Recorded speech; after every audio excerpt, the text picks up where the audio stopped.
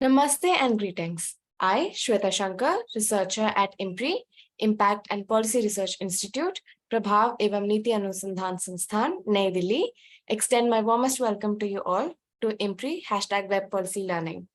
Today, we are gathered here for day 3 of Law and Public Policy Youth Fellowship, an online national summer school program, a 2-month online immersive legal awareness and action research certificate training course, and internship program. This program is organized by the IMPRI, Impact and Policy Research Institute, New Delhi. The chair for the program is Professor Vibhuti Patel, the visiting distinguished professor at IMPRI, and the fellowship lead advisor and the expert legal hands-on sessions is Advocate Dr. Shalu Nigam, visiting senior fellow, IMPRI.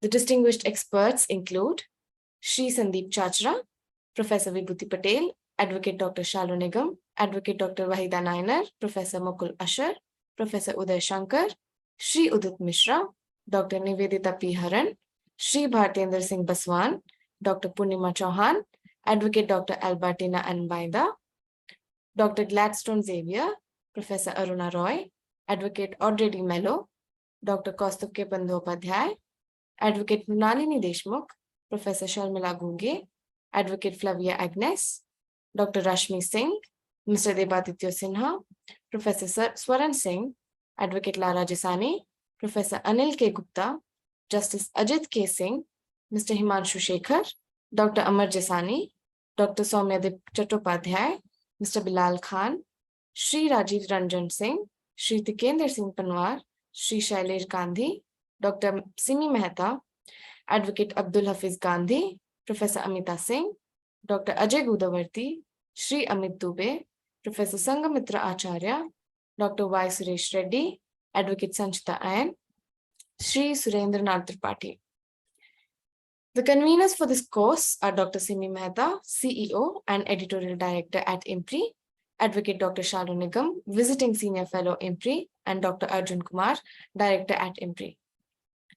I welcome you all to this enlightening deliberation and thank you for putting your time, energy, and efforts into truly understanding the vital role and complex intricacies of legal and public policy frameworks. The course will enable the participants to comprehend the nuances and technicalities of legal and public policy paradigms and therefore acquire theoretical insights along with technical skills to conduct research. We have also shared the course outline and reading resources document in your email for your kind perusal. We will be providing videos of each session for flexible learning at your place and pace. Before we start today's session, I would like to announce the housekeeping rules. First, it is imperative that you join the meeting on time. Second, there will be a Q&A session after each presentation. Third, share your questions in the Q&A box and not in the chat box. Fourth, the questions must not be posted as an anonymous attendee. Fifth, ensure that your questions are precise. Sixth, refrain from making general comments in the question to save time. Our session for day 3 will cover topics of Law, Economics, and Public Policy by Professor Mukul Ashar and an interactive discussion session 1 by Advocate Dr. Shalu Nigam. To start the session, we invite Professor Vibhuti Patel for her opening chair remarks. Ma'am, over to you. Yeah. Thank you, friends. We are in now day 3 of our course. And first of all, we start with thanking Dr. Arjun Singh, Dr. Simi Mehta, Dr. Shalu Nigam, Ms. Shweta Shankar, Ms. Vedita, and Mr. Satyam Tripathi for putting this course together both so enthusiastically and proactively. We welcome Professor Mukul Ashar and the esteemed participants on this day 3. We try to have a recap of the second day of an online national summer school program, a 2-month online immersive legal awareness and action research certificate training course, and internship program, which was marked by like 2 highly engaging presentations day before yesterday. First one was Shalu Nigam, who spoke about, described the multiple legal perspectives and also her personal experiences as a legal intern and practicing lawyer, and told us that there were so many things that are not taught in law school and she had to deal with in the court and write from the words such as kacheri and daroga to procedural challenges due to delays in corruption and misogyny. She presented a case studies of Babri Devi, its travels and tribulations over gang rape with regards to criminal justice system, harassment by police, and highly deplorable judgment of Rajasthan High Court and public interest litigation filed by Vishaka in the Supreme Court. And as a result of which we also got Vishaka guidelines in 97 and 1997 and the POSH Act, Prevention of Sexual Harassment Act in 2013, demanding institution of IC, Internal Complaints Committee and Local Complaints Committee. The second case study Dr. Shalu Nigam provided was that of a right to food campaign and the public interest litigation filed by People's Union for Civil Liberties, of which she is an active participant. And she also, it made a very illuminating experience so far as the learnings of this whole processes were concerned. She concluded by stating that public policy and law are closely linked to culture, traditional moral values, and religion. The second presentation by Dr. Vaida Nayanar was on international human rights laws, its applications, impact, and relevance. And it was mind-blowing in terms of its scope, historicity, conceptual clarity, trend analysis, and elucidation of their relevance. She showed how IHRL's international human rights laws signify moral claim to dignity, freedom, right to on account of being human, and serve as instruments to address human sufferings and exclusion. She gave examples of suffragist movement of the 19th century, socially stigmatized populations especially the comfort, quote unquote, comfort women during the First and Second World War, identity-based minorities, crimes of the dictators such as Pol Pot in Cambodia, Chilean dictator Augusto Pinochet, and what kind of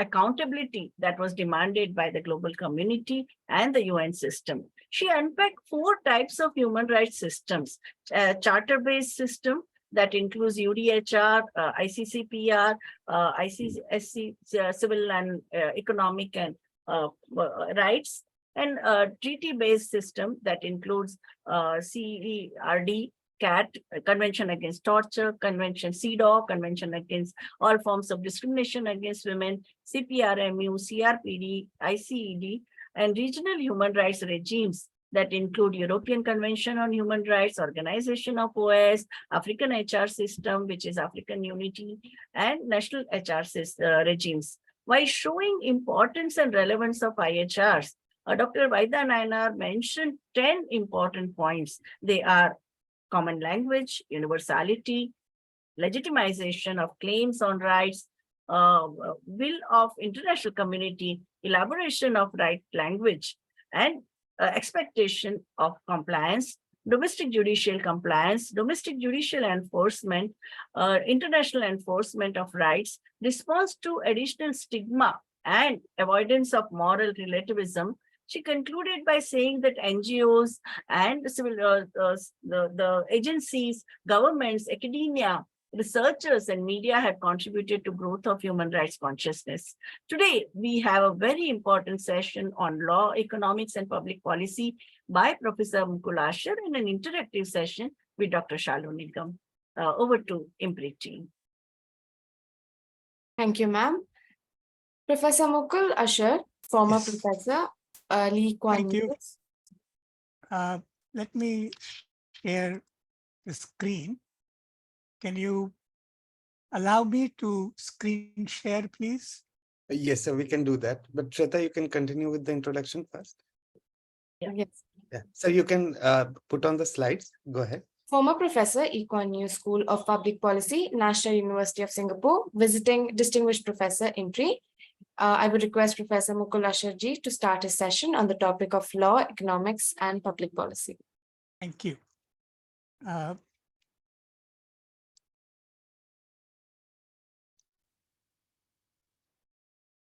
Please, I can't put the slides until I can have screen sharing. So you can. Because that has been disabled. No, so please try again. Okay, now it comes.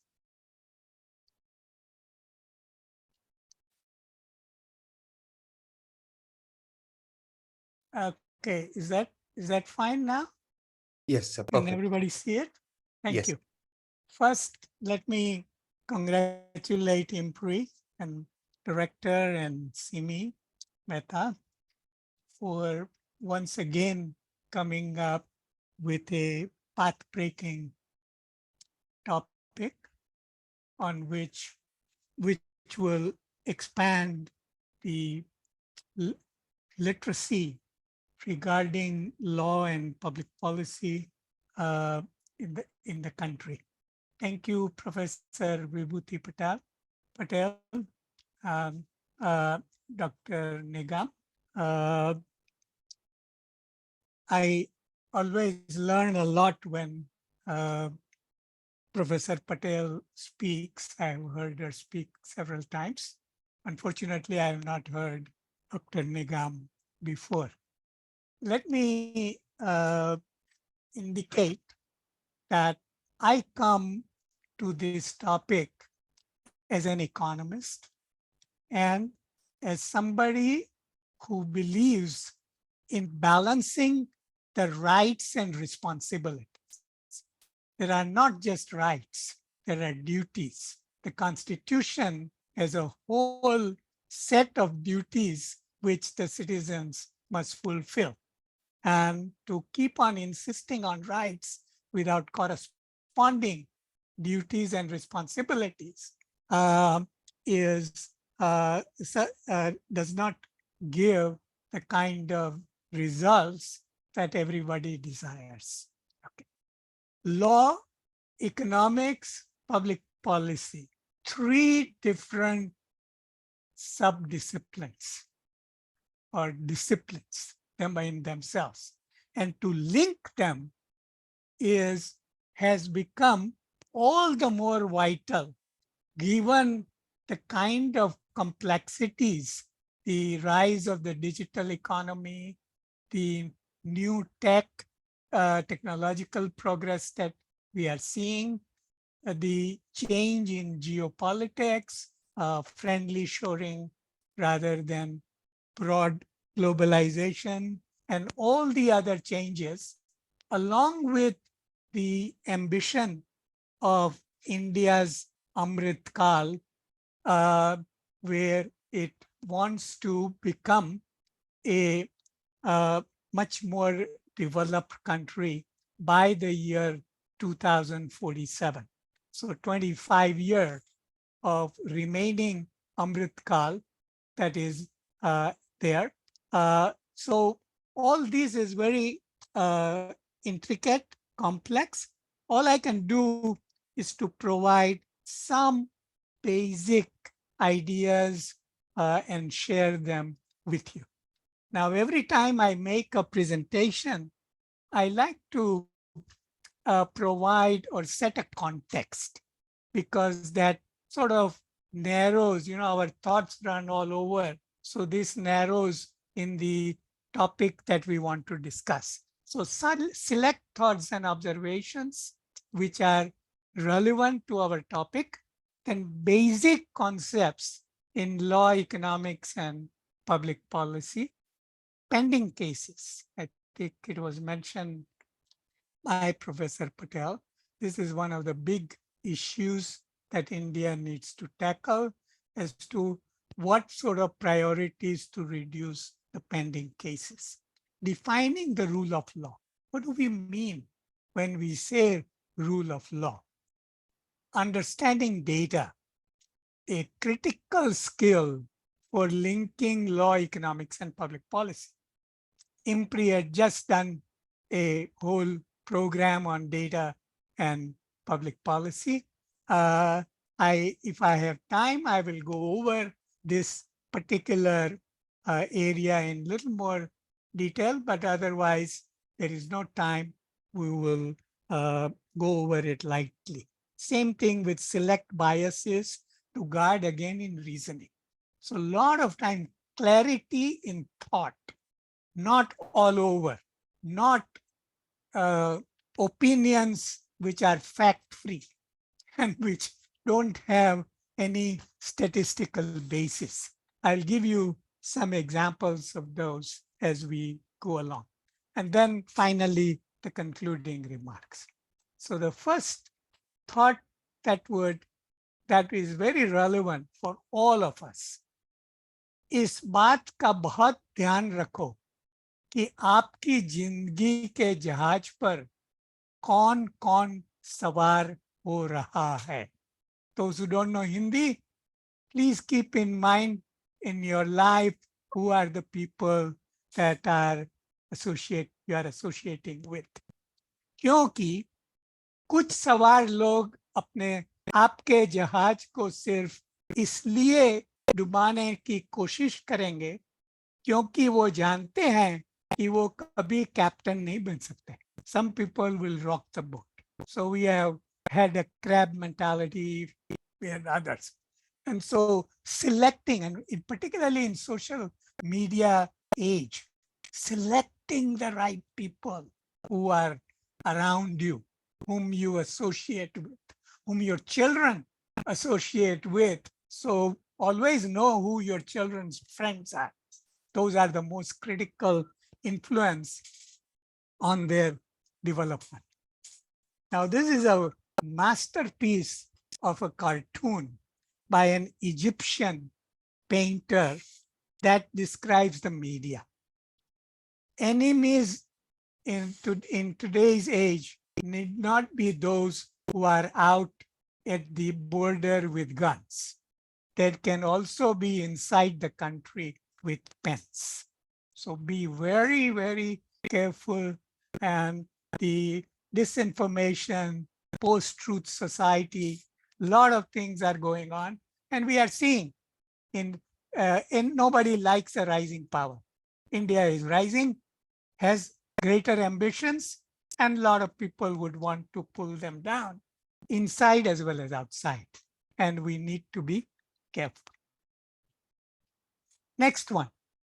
जब आप थोड़ा सा सीख पाते हैं तो आपको लगता है कि आप बहुत कुछ जान गए. Little knowledge is a dangerous thing. लेकिन जब आप ज्यादा सीखते हैं तो आपको एहसास होता है कि आप बहुत कुछ जान नहीं पाए. So the more and this is from the Sadguru puts it in a different way. I don't know is not the blind spot. You can always say, I don't know. And you have to have humility to say, I don't know, not my area. I know is the blind spot. So how many times in conversation, the other guy will say, yeah, I know. Okay. But when you really pin them down, they don't really know. They know the name, but not the substance. And that is not good enough. This is about the lawyers and the technology. So this is a linking. Technology will play a lot of role. In the USA, young lawyers already don't get jobs because of IBM Watson. You can get legal advice so far right now, the basic stuff within seconds with 90% accuracy compared with 70% accuracy when done by humans. So if you study law, I mean, this is a very scary, somebody has put it, stop immediately. I wouldn't advise that, but that's what they are saying. There will be 90% fewer lawyers in the future. What a thought. Only omniscient specialists will remain. So how do we change legal education? Skills formation. What's going to be needed? What will AI do?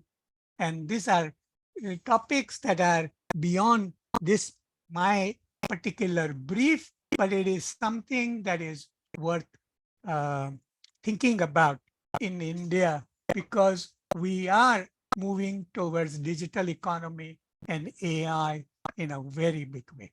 Okay. Now here is the thought-provoking words of M. Visvesvaraya. How many of you have heard of him? Has anybody heard of him? Let me go. He was born September 1861 to April 1962. He's an Indian civil engineer, administrator, and a statesman who served as the 19th Diwan of Mysore. Visvesvaraya is regarded in India as one of the foremost civil engineers whose birthday, 15th September, is celebrated every year as Engineers Day in India, Sri Lanka, and Tanzania. He is also often regarded as maker of modern Mysore. Okay, so in Karnataka, he is a very, very big name. Now, what did he say? He had an interaction with Gandhiji. Sir M. Visvesvaraya went on to meet Gandhiji. He sat down on the chair offered to him. Gandhiji chuckled. Sir M.V. asked him why. Gandhiji replied, "You are wearing a suit." I can't read all because the pictures are coming in. I hope you can. Carrying gold-handled stick on the one hand and have a watch in your pocket. So you have to sit in the chair. I am like the poor in this country. I have only one cloth to wear and don't have chair to sit on, glorifying poverty, which is what we need to get away from. Sir M.V. replied, Mahatma, I am the son of a temple priest who could hardly make two ends meet. I saw the Englishman ride horses or a carriage drawn by horses with a gold handle stick, with all the people looking at him in awe. I decided that I should do better than him. Therefore, I toiled hard, studied, and earned this position. If all our countrymen think like you in the future, we will still sit on the floor and others will rule us. So this was a classic Visvesvaraya's dialogue with Gandhiji. So this is something to think about, because there is no glory in poverty. You have to be rich. And only thing that counts is a country is solving its problems, moving up the economic ladder, and getting to be second, third largest economy in the world and much larger per capita income than we have now. We can't do much with 2,500 per capita income. We are competing with those with 25,000 and 50,000 per capita income. So we need to get there or get as near to them. There was a time when we honored those who created the prosperity and the freedom that we enjoy. Today, we honor the complainers, then sue the creators. Perhaps that is inevitable in an era when we no longer count our blessings, but instead count all our unfulfilled wishes. Very important to have santulan in Hindi. In Hindi, santulan means balance, balancer, and positive mindset to solve problems, not to keep on complaining. This should be done, that should be done. Find a solution. Be a problem solver, not a problem espouser. This is done by Thomas Sowell, US economist. He was talking about US. Let's learn a new word today. A word is called oikophobia. Has anybody heard of oikophobia?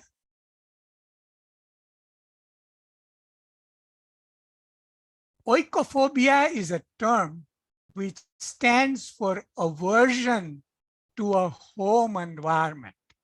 or an abnormal fear, phobia of one's home, and also tendency to criticize or reject one's own culture and praise other cultures.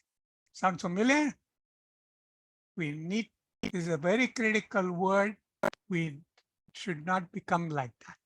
That these attributes be avoided to be competent in public policy and to be able to link law, economics, and public policy. This is from our EAM, Dr. Jayashankar. I'm part of the East, I'm part of the South. I'm part of the West, I'm universal, I'm India. This is not just banter, this is not rhetoric. There is a deep truth embedded. If every one of us thinks we are part of India, not this manufactured north-south, this, that, just wasting energy. And I don't know how educated people or even people with reasonable maturity can think, except that I'm an Indian, and that's it. No other identity. Indian courts will be eternally incapable of delivering mature judgment unless they start deciding upon issues on first principles instead of deliberating upon and delivering judgments on specific instances, not anecdotal, not case. You need to have some first principles in economics too. You can't do good economic reasoning unless you go back to the first principle. Any problem I get, any consultancy assignment I get, my first question is, what are the first principles? If I'm doing pension reform, which I've done in many, many countries in the world. If I'm doing tax reform, also I've done in many countries in the world. The first thing I go to that country like Indonesia and so on, what are the first principles? And then you go down. You just don't look at just the data. 44 million pending cases, 300,000 plus under trials. Tariq pe tariq, endless dates, elusive justice. At this rate, it will take 300 plus years to resolve all cases. Most everybody will be dead that has got a case there. In the age of Insta, why are Indian courts going slow? Who is responsible? How can this be fixed? So we need to set responsibilities, and that's why I'm for rights as well as obligations, duties. There is a responsibility. You can't just say I have a right without corresponding duties. The High Courts and Supreme Court pronounced several verdicts. This is from President Murmu. I'm sure you have heard of President Murmu. The High Courts and Supreme Courts pronounced several verdicts. The victorious goes on happy and dancing, as getting judicial orders are a long-drawn battle of several years. However, the happiness is short-lived. I have had personal experience in my village when people would come with complaints that they did not get the desired justice. Go to the last level and implementation, not abstract idea of justice, but a concrete idea of justice in a concrete situation to a concrete person, and treat them with respect. The language of justice should be inclusive so that the parties to the particular cases, as well as the interested citizens at large, can become effective stakeholders in the system. President said. She said that as English has been the primary language of courts, large section of population is left out of the process. How many can speak, a lot of younger generation doesn't even speak their own mother tongue. That's in there. And that's, by the way, I went in Mumbai to a Gujarati medium school called Bai Kabhibai Hindu High School. Okay. and where English was one subject until SSC. So I learned English as a subject, then went to college, learned English there, and everything, all subjects in English. But high school, basic, you have to have your own language and pride in your own language. Here are the spoken languages, when we think. English is 1,131 million. Mandarin Chinese is 1,117. Hindi is third, 615 million. And then we have Bengali, 265 million. And there are, Marathi, Gujarati, Tamil, lot of others, and millions of people that are being spoken. And we have not made good use of it. Here are the number of languages spoken in each district in India. So if you are really a legal activist, the law and the legal procedure should reach these guys in their languages, not in English alone. English is fine, but we have to, now there's a technology available.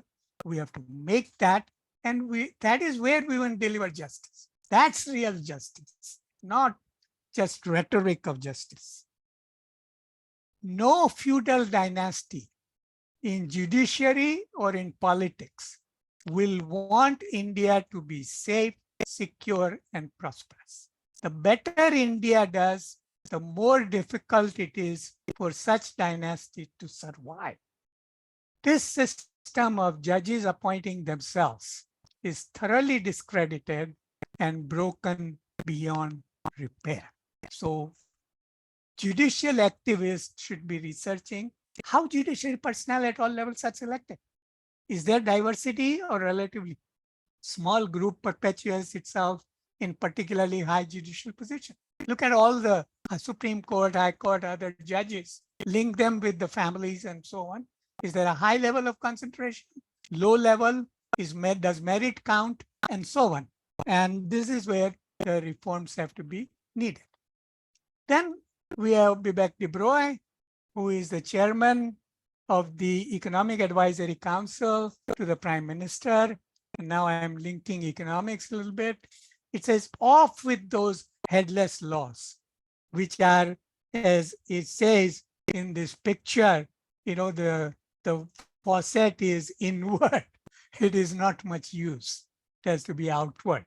So we need to modernize the laws, not the laws of the colonial era or laws meant for something else. We got to be proud to have our laws that are useful for our context and change them as our context change. Now, one of the bills that was set was a National Judicial Appointments Bill. It was in 2015, and there were different provisions of the bill. Merit was to be counted. In 2015, the Supreme Court rejected, so that now we have to find ways to implement the new NJSE. Do research. Legal activists do research, because the present system of judges appointing judges through collegium and so on is not going to address our challenges. So this is a political context. It won't be quickly, it won't be done. It has to be persuasion. It has to be done in a way with respect for each party. And we have to have some give and take in this particular process. We need to gradually move away from this concept of state enforcement of group rights. You have groups where the one example is the Karnataka recent one, where women get free ride in the bus. There are many women who are quite well-to-do. I'm sure Rohini Nalakani can afford her bus ride if she ever goes in the bus. But there are many poor men. Don't go by groups. Select people you want to benefit, or you will get moral hazard, you will get all kinds of inefficiencies and perverse outcomes. That is one of the key problems facing our society and nation. Again, it won't be easy. It will not be done overnight. It will have contradictions, but it will help our civilization. That is our duty. Harsh Madhusudan and Rajiv Mantri have written a book called A New Idea of India. And I reviewed that book. I recommend it. It's a very nice book. Each year, 26 November is marked as Constitution Day. It is a day to remember the exceptional efforts of those greats who made the Constitution while continuing to make it relevant for India's future progress. Okay, the next one. Any comments so far? I'm sorry, but this is to channel our thoughts on the topic. Anybody wants to have any comment? Feel free. No? Okay. The biggest mistake that people who don't understand the scientific method make is to use data for a single point in time to draw conclusions about changes over time. The statistical illiteracy in public policy is greatly discouraging to me as somebody who has spent many decades teaching public policy to thousands and thousands of civil servants across many countries. The unscientific use of data is usually to justify prior beliefs based on random observations. I still get PhD theses from, universities in India, where the student would have said, I'm going to do convenience sampling. What does that mean? Ask few of my friends or anybody I can get hold of. And I compile their responses and do statistical analysis. Completely irrelevant. You have to have a population, you have to have a random sample, a stratified random sample, some scientific basis. Convenience is not science. And I still get PhD where guides are allowing that. Now, I don't know whether to blame the guide or the student, because guides are also not always very responsible. First, framework. You need to have some framework, analytical framework, then data. Do I have reasonable data? Then analyzing the data, empirical evidence, nuanced conclusions, then opinion, that too in the area of expertise. How can a cricket player opine on politics and so on be taken seriously? Not your area of expertise. Stick to it. And with social media, it's too tempting to opine on everything, fact-free opinion and no responsibility. So one of the responsibilities is to use social media responsibly, constructively, for problem solving and not for creating tension. No fact-free opinion if you want to link law, economics, and public policy. Okay, so much for the context. It has taken a little bit longer, but I think I find it always useful that now our thoughts won't wander elsewhere. You know what are some of the key things that I want to convey, the messages. Basic concepts in law, economics, and public policy. This is from Tyagi Kalpana in 2013. She wrote an article called Introduction to Law and Economics on ResearchGate. Now, ResearchGate, all of you are aware of. You can get onto it if you want. So what is economic analysis of law? And Kalpana says, let's look at the cases. So she's not defining it. She's saying, I'll explain by cases. Amrita recently discovered that the common wall between her neighbor Sunita is constructed on a land. She's thinking whether to go to the court to get the wall demolished, which the neighbor has wrongly built on her piece of land. On talking to her lawyer, Amrita finds that the average cost of litigation is 50,000 rupees. I should add INR here. And the time taken is 5 years. Okay. So justice doesn't come cheap. The value of the land wrongly occupied measures 1/4 square feet and is worth $30,000.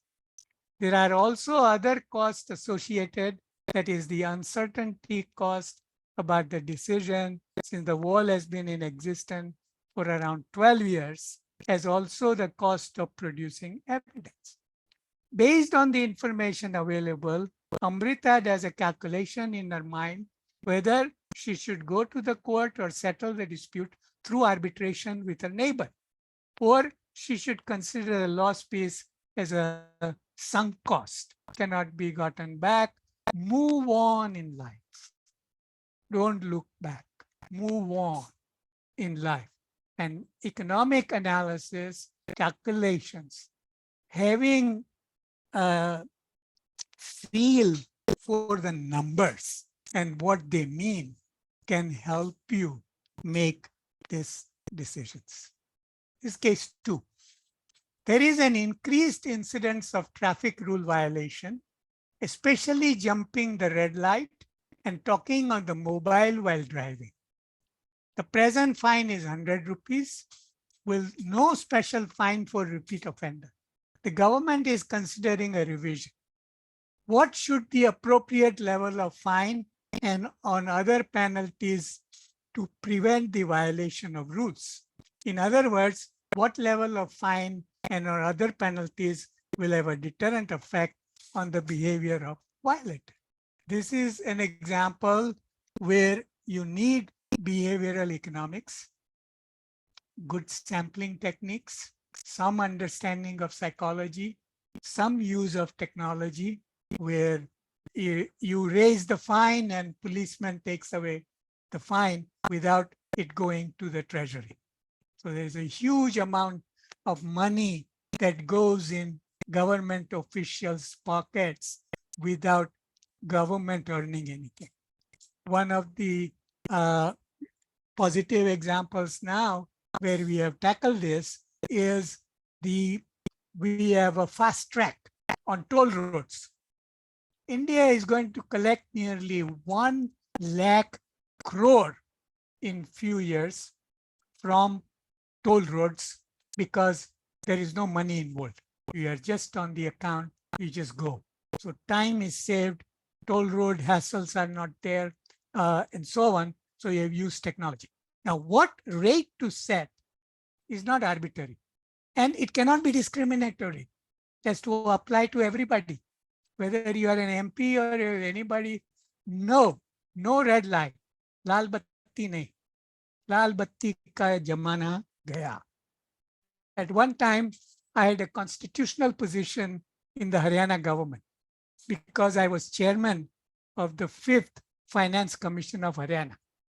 मुझे लाल light वाली गाड़ी दे गई, तो मैंने driver को बोला, right now, take out the red light, never use it when I'm traveling, we just go like any.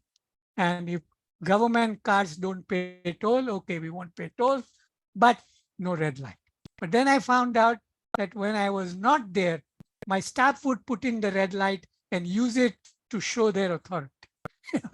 that mentality of showing off is something that we need to get more mature about. Case 3. Anu is walking on the street in the pedestrian's path.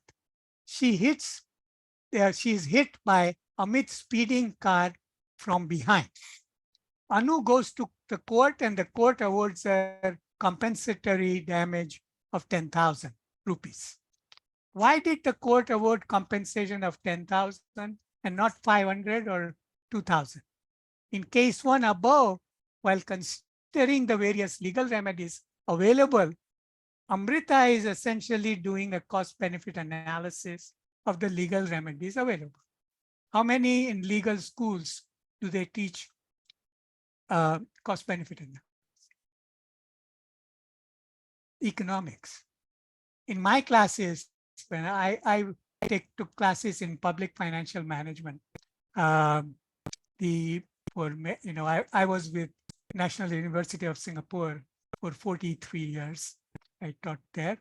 And a lot of lawyers would come to me because they said, we need to understand public finance, taxation, where the money comes from, where it goes, what the rules are, if we are going to be good lawyers. And in case 2, while deciding on the appropriate level of fine and other punitive measures, legislators are performing cost-benefit analysis of law. In case 3, the court performs a cost-benefit analysis to determine an appropriate level of damage to be awarded. Case 3, why the fine is not extremely high or miserably low. This can be attributed to the fact that there are 2 balancing factors while considering an appropriate level of fine in case of negligent driving.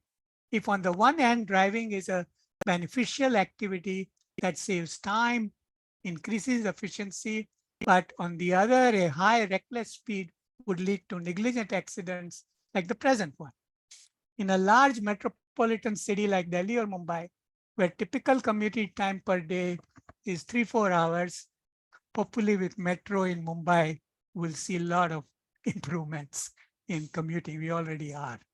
Commuting from one place to another necessarily requires use of a means of transport, public or private. So there's an opportunity cost of traveling in terms of time and money.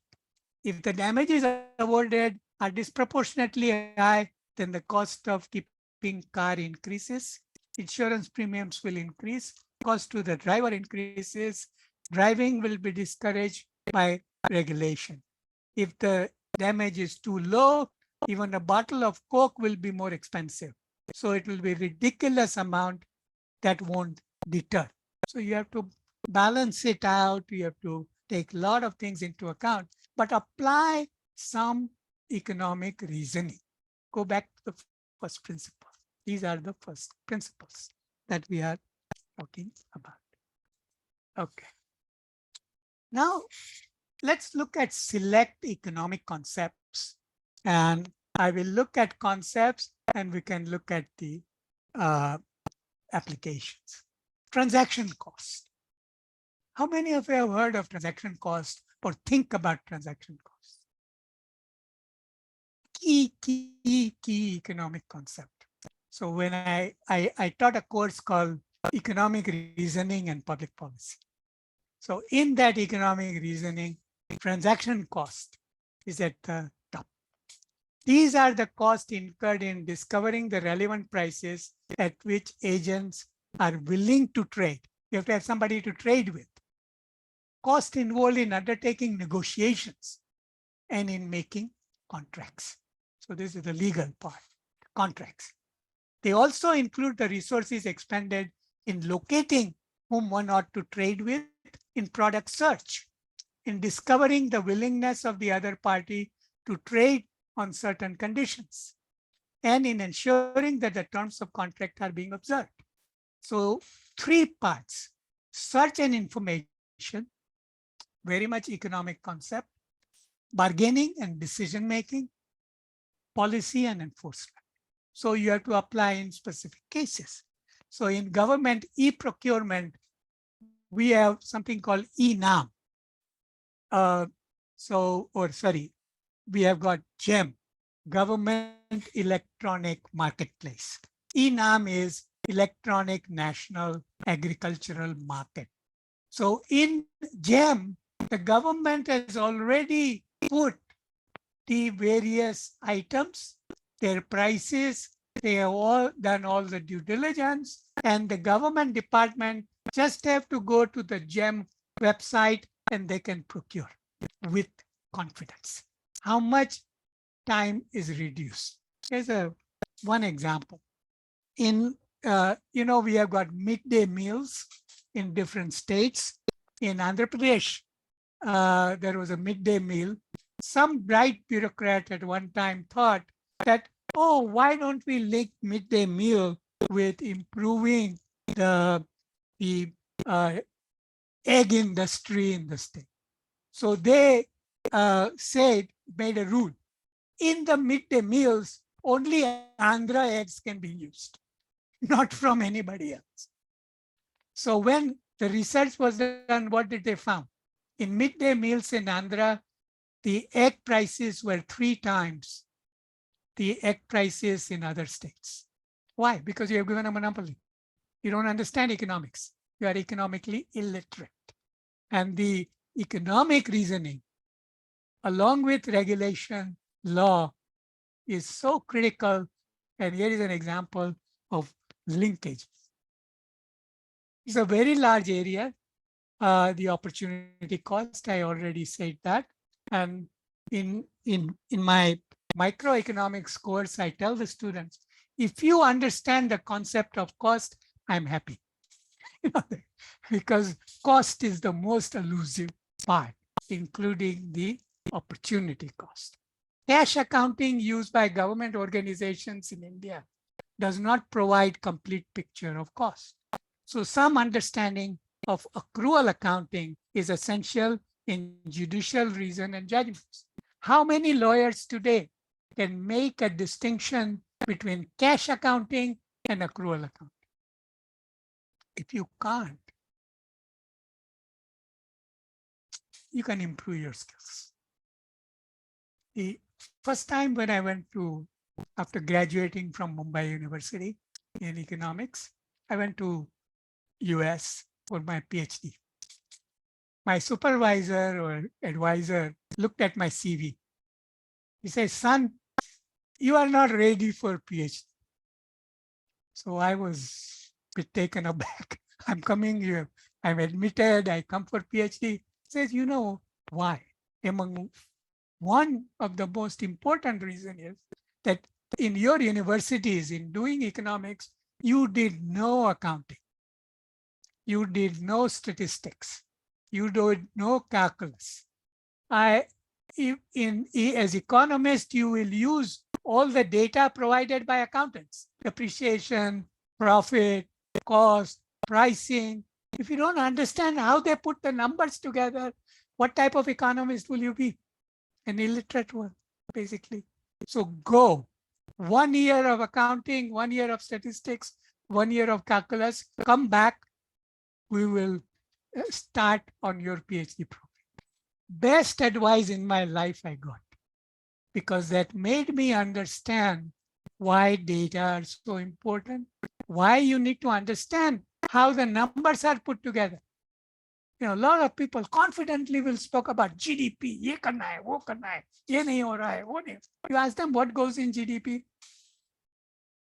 A lot of them will have no idea. Okay. ऐसे बात करते हैं. ये कितना गुमान है कि कुछ आता भी नहीं फिर भी लगता है कि हमको बहुत आता है. So be humble. Economists have special reason to be humble. Okay, I always say as an economist. So and accounting is critical. You need to get to know how the numbers are put together. How are our national income, national data, whether GDP, others, and so on. A lot of it we use sampling, but we are not using administrative data that is created by various schemes, others, and so on. And now only the government is moving to administrative data, which is improving the quality of our data. Okay, we are not guessing. We are not sampling errors, and so on. Opportunity cost is associated with opportunities that are foregone when an organization's resources are not put to their best alternative use. So you will have in Bangalore the apartment buildings of government income tax officers in the middle of the MG Road. What is the value of land on MG Road in Bangalore? Those of you who are from there. Huge. Is that the good of government officials housed on the most expensive land? That's why we move away, right? We decentralize. A lot of in Maharashtra from Mumbai, many government offices going to BKC. Now the High Court will also go to the BKC from Mumbai University area, Fountain area. I grew up there, went to college there. So very familiar to me. It will be a sad loss that they are not there. But I'm very happy that finally the government understands opportunity cost. Because what is the value of land on which the High Court sits in Mumbai? It's massive. Go to where the land cost is not so high and create the new paraphernalia ecosystem for. So we are beginning to understand opportunity cost of capital, manpower used here needs to be estimated. Cost overrun, time overrun, government में ऐसा ही होता है, time पे काम नहीं होता है. You know, I learned a lot being in Haryana government offices. Frankly, I did most of the work myself, didn't rely on the staff. Their concept of work was very, very different from my concept of work and time. So so opportunity cost. Without estimating economic cost of an activity, decisions will be based on grossly incomplete data. In India's legal processes, how much weight is given to economic cost? I have trained judges and I have asked them, how much economics training do you have? Not much. They don't understand economics, but they should. Otherwise, they are not able to in this complex. Our GDP is 3.75 trillion, going towards 5 trillion. How do you give judgments if you don't understand economics or basic economic principles? In a principal agent or agency, private sector, this issue arises due to a separation of ownership and control. In business, the principal agent problem arises when agents, a firm's manager, pursue their own goals rather than the goal of the principals, that is the owners. Asymmetric information between principal and agent plays a role. So you try to reduce it. With doctors, if I go to the doctor and doctor says you have to do ABCD, I don't have knowledge. I'm not an expert. Doctor is my agent. I am the principal. Agent has a lot more information than I do. Is the agent going to take advantage of me? Yes.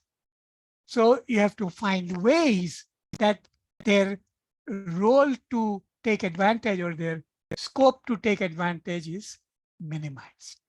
Okay.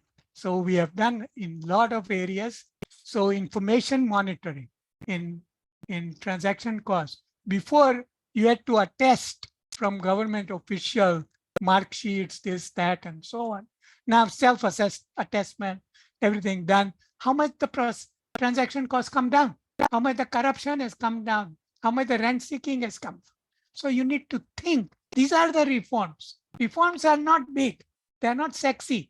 They're not going to be made with big announcements. They are made in small cumulative steps, and you need to be literate in these areas to understand it. So information monitoring and organizational arrangements for checks and balances are essential. quality of organization and institutions matter. In German, there is a very beautiful word. The word is called Ersatz. Ersatz means fake. You keep the structure facade outside, but you got the substance of the organization or institution. Institutions matter, okay? And they have to be strong. That's when the systems become stable. All the contracts involve expectations about future behavior. So when you draw contracts, do you understand moral hazard? Moral hazard occurs when the party to be insured can affect the probability or magnitude of the event that triggers payment. Thus, the general meaning of moral hazard is that it represents the situations when individuals have incentives to engage in economically inefficient behavior. Examples: the manner in which below poverty line population is defined. If you say only BPL card will get all the benefits, so how many schemes? What is the incentive to the individual? By any means, whatever my income, I will get BPL card and get benefit.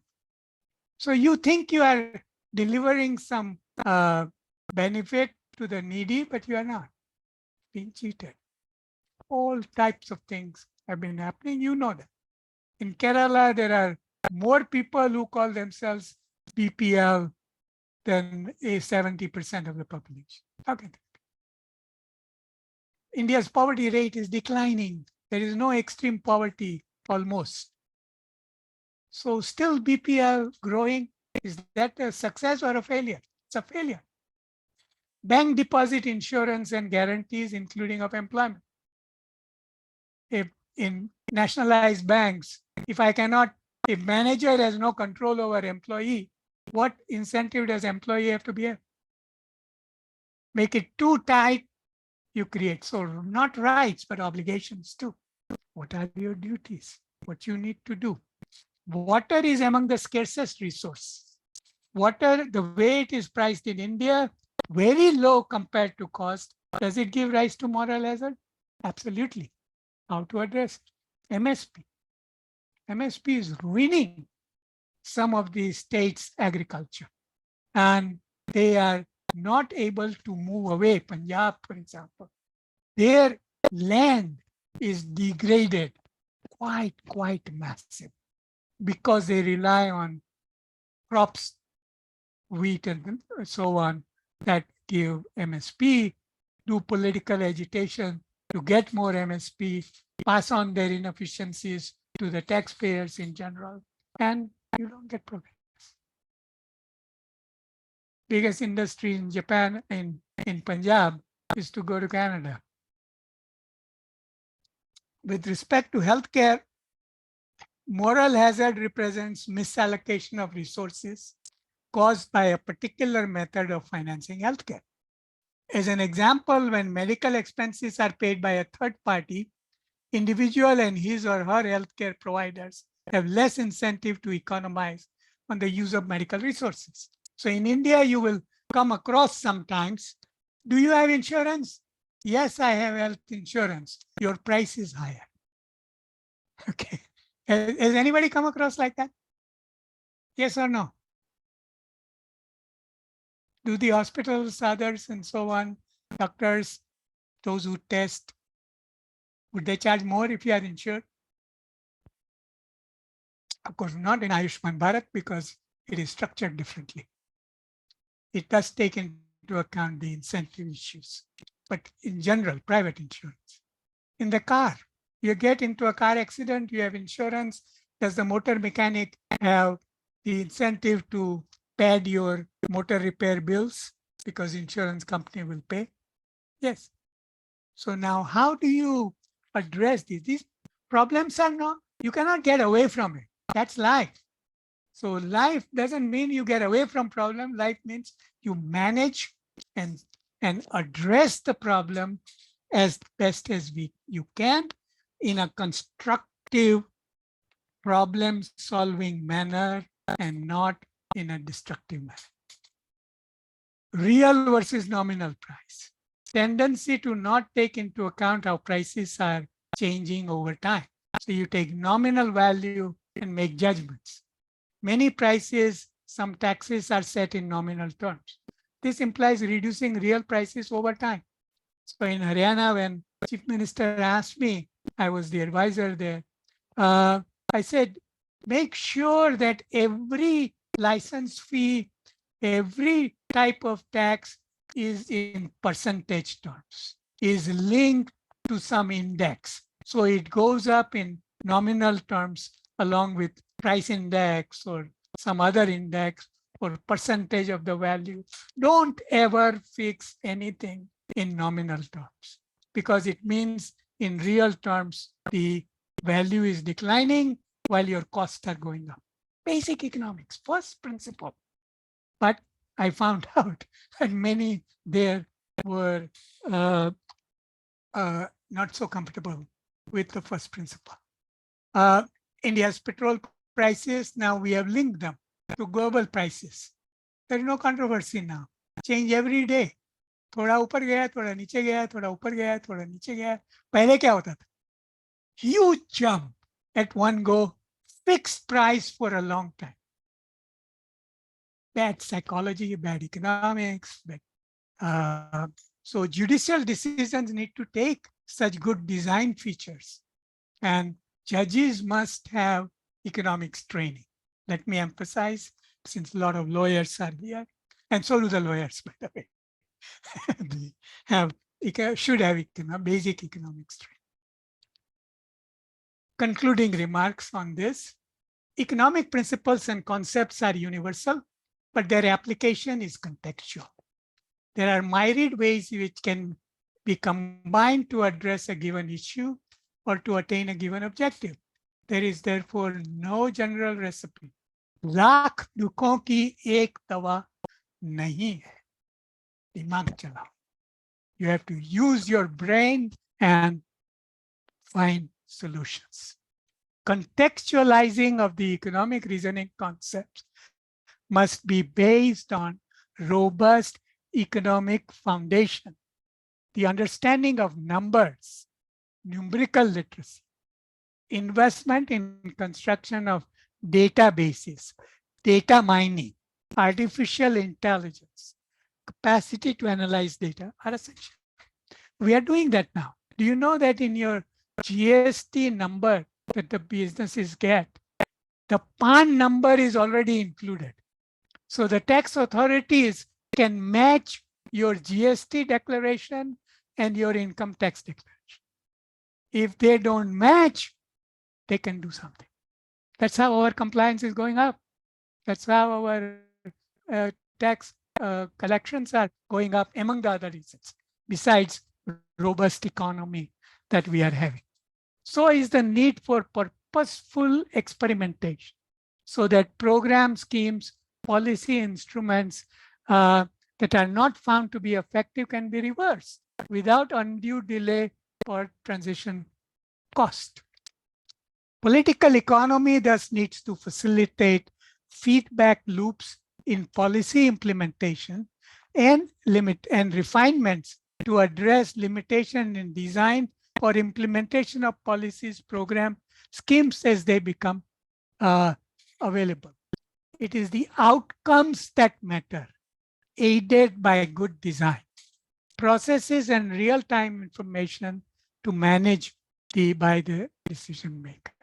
Outcome, outcome, outcome. Outcome means it is citizen-centric. It is, in simple terms, improving citizens' ease of living and ease of life. Okay, so ease of life is meeting aspirations. Ease of living is daily. Pani chahiye, bijli chahiye, sadak chahiye, electricity chahiye, the community safety, women's safety chahiye, wo sab ease of living mein aata hai. And how do we deliver those? That's where the focus needs to be. Now, pending cases. I realize I'm a bit slow. I will have to skip, which you can then look at it. But pendency is important. Pendency of 4 crore 30 lakh cases in India is a big challenge. The distance between justice and a common man should be reduced. It's a matter of concern if people, despite spending money, are not able to get timely justice. 10 साल बाद नहीं. Kiran Rijiju, who was the former Union Law Minister. Due to judicial intervention, the growth of nation should not be stalled. Economically illiterate judicial decisions cannot deter India's progress. An analyst has observed that the system must find way to identify and blacklist professional blackmailers posing as PIL. PIL is a good concept. It needs to be there, but you don't need the Yogendra Yadav types who are professional PIL guys, and who is that Bhushan guy? Just professional who are stalling India's progress at every by misusing this. Another analyst has observed roads in Uttarakhand to aid the army in reaching the forward post with China are held up by the Supreme Court. They don't understand economics. They don't understand security. They only go by narrow first principle pe jao, by so-called environmentalists, anti-India Chinese agents. The safety of the soldiers is not important. Sad. And when they do it, all kinds of halabala is raised. Indian courts have a backlog of 4.5 cases, 3.8 crore in lower courts, 60 lakh in HCs and 70,000. So lower courts must be strengthened. How much are we paying attention to lower courts? 23 new cases add to backlog every minute. Why are we so contentious judicial societies? This is by Minas Merchant. You may have heard of him.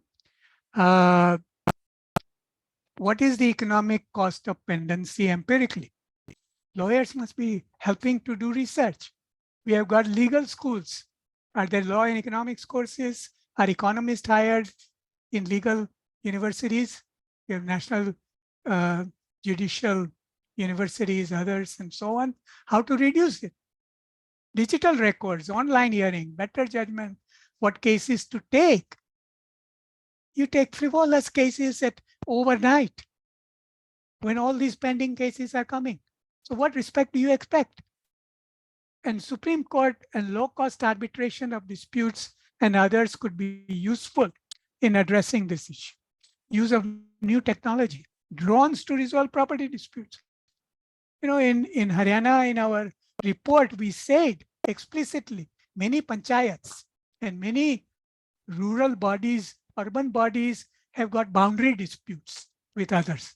So we said we gave money as a finance commission to the Haryana government to hire the drone companies to have drones set up the boundaries. So once the property boundaries are defined, the panchayats, gram panchayats, others, jilla parishads, they can earn income because their property is secure.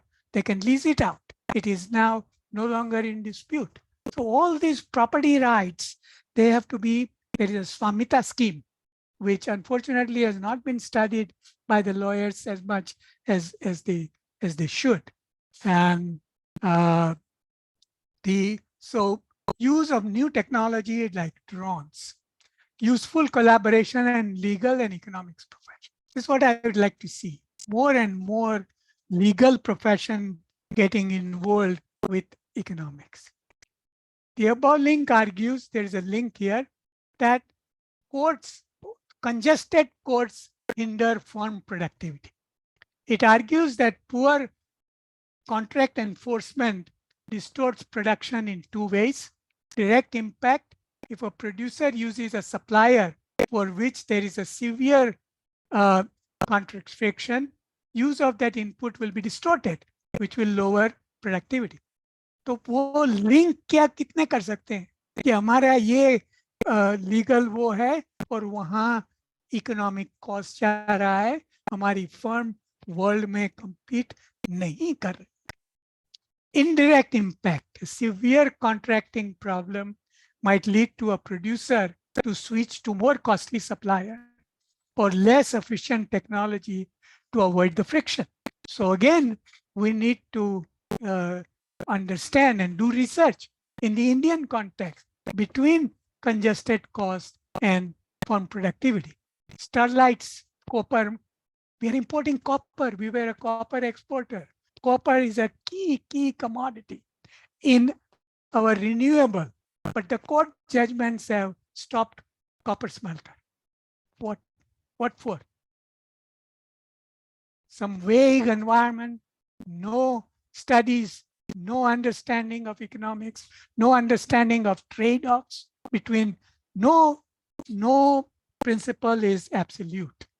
You have to balance different judgments. So there are some, there is start of digitization process that has come, linking of Aadhaar and voter ID. Election Commission can use that and the duplicate entries. Niti Aayog is doing work on speedy justice through online dispute resolution and the ODR plan that we need to understand much better. So ODR is the process of using technology for dispute avoidance, containment, and resolution outside the traditional court system. So, and the live streaming of court proceedings is beginning. I hope it becomes more and more of the norm. Jagannathan, who is the editor of Swarajya magazine, has, I'm giving you just a link, how judiciary's cultural illiteracy is working against Hindu interests. Justice carried is justice denied. Lawyers and the judiciary must guard against the law being used to delay cases. तारीख पे तारीख देते जा रहे हैं क्यों? कुछ time limit ही नहीं है. This is by Vivek Debroy. Somebody should try to quantify and do a thorough analysis of the economic and financial destruction caused by arbitrary court judgment just in the last 15 years. The number is likely to be in trillions of rupees. This is Rajiv Harshi's co-author. So potential cost, and we need to do research which is India context specific, not rely on America, on some others and so on. And I mean, I also studied in America. That doesn't mean that I have to just be bound by America. What is effective rule of law? Effective rule of law reduces corruption, combats poverty and disease, protects people from injustices, large and small. It is the foundation for communities of justice, opportunity, and peace, underpinning development, accountable government, and respect for rights. I would also add, and obligations. अकेला right नहीं होता, उसके साथ responsibility और duties भी जाती है, वो भी define करना पड़ता है. Traditionally, the rule of law has been viewed as the domain of lawyers and judges. However, everyday issues of the social right, justice, governance affect us all. Everyone is a stakeholder in the rule of law. So we have accountability, just law, not discriminatory law, putting one group against the other. Open government and accessible and impartial justice. ऐसा नहीं midnight को phone किया तो कल supreme court में appointment मिल गया. That reduces the judiciary's respect. Understanding data, and I'll then give time for questions, but I'll just take these 2 slides. Interesting how much bad news is anecdotal and good news is statistical.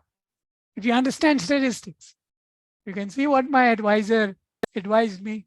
I was all of 20 years old at that time, completely wet under the years, didn't know anything, but thought I knew a lot. Okay, this is young people's arrogance. Still, if only one or of the 2 can be good news, I would rather be statistical. It accumulates towards qualitative change that lasts by brand. Now, here is an example. Let me ask you, how many of you think that the number of incidents of riots is increasing in India? Can you get a poll?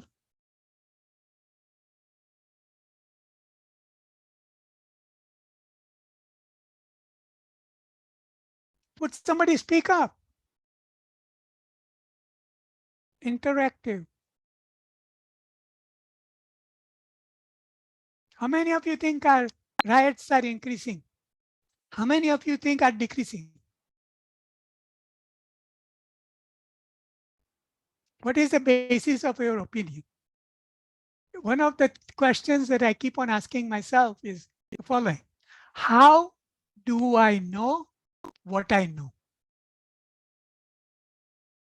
Not from WhatsApp, not from friends, not from others. How do I know what I know? Now, here is a slide that might surprise you. Here is total cases registered under riots in India, 1970 to 2021. Data goes beyond 53. Okay. Riots is on a steadily downward trend. Is the updated analysis using National Crime Records Bureau data. How many of you will go to that source to learn about data of this type? Anecdotes, however powerful, are not substitutes for to careful objective data analysis. So riots and tensions in India are falling very sharply from 98 onwards. The maximum riots were in 1981. Okay, and this is, who is it by? Shamika Ravi. Shamika Ravi is she did so much work in COVID on statistics, and she is really one of our India's best empirical economists. Okay, so so data is going to be necessary. I won't go into the various types of biases. I'll just go to the concluding remarks and stop there. Concluding remarks, each one please listen. Economic literacy is essential for all stakeholders involved in the judicial process. Student ho, kuch bhi ho, citizen ho, particularly judges and lawyers, it is very essential. Lack of it is costly. And as India moves towards INR 5 trillion economy, 3.75 trillion to ho gaya, lack of economic literacy will affect economic growth and welfare of the average household. Okay. Much of the current law and economics literature, mainly US based, it's done for different times, for different social norms, for different concepts, as compared to Indian civilizational ethos. Understanding our history didn't start in 1947. Our history didn't start with Mughals. Our history didn't start with British. We are an age-old civilization. Understand that. Much of current law and economics literature is mainly US-based. So material needs to be developed for Indic civilizational context in Indian languages. There is a strong case to introduce Karma Yogi type mission started to move civil servants from process orientation to playing their role, appropriate role to legal community. Not just traditional way, क्या role है आपका, उसकी skill है तो वो कैसे दें, तो वो मिशन कर्मयोगी बोलते हैं. Economic growth is an imperative for national security as well. You can't be 1/5 the size of China and expect to deter China. Okay, we don't want to confront it, but we don't want them to think that they can run over us. You need certain strength. That is a larger thing that we need to keep in mind, not these petty things. So judicial processes should not unduly impinge it, as I've given examples of it.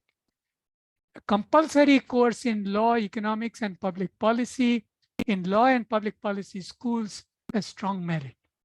Encouraging double degree in law and economics, and collaboration in research between judicial personnel and public policy and economists also has merit. Okay. Now, I am a Gujarati. So in Gujarati, we have a saying which says, Bolyu chalyu maaf karju. So if I have said something that you may not have liked, I'm sorry, but I come from, my views are very passionate. They are based on more than 50 years, 60 years in academia and teaching, which is what mostly I've done in my life. And I feel I'm at a stage where I should express my views freely. Thank you very much appreciate, and I'm willing to take any questions you may have. Thank you so much, sir, for such an enriching and insightful session. I now request the chair, Professor Vibhuti ma'am, to share her remarks.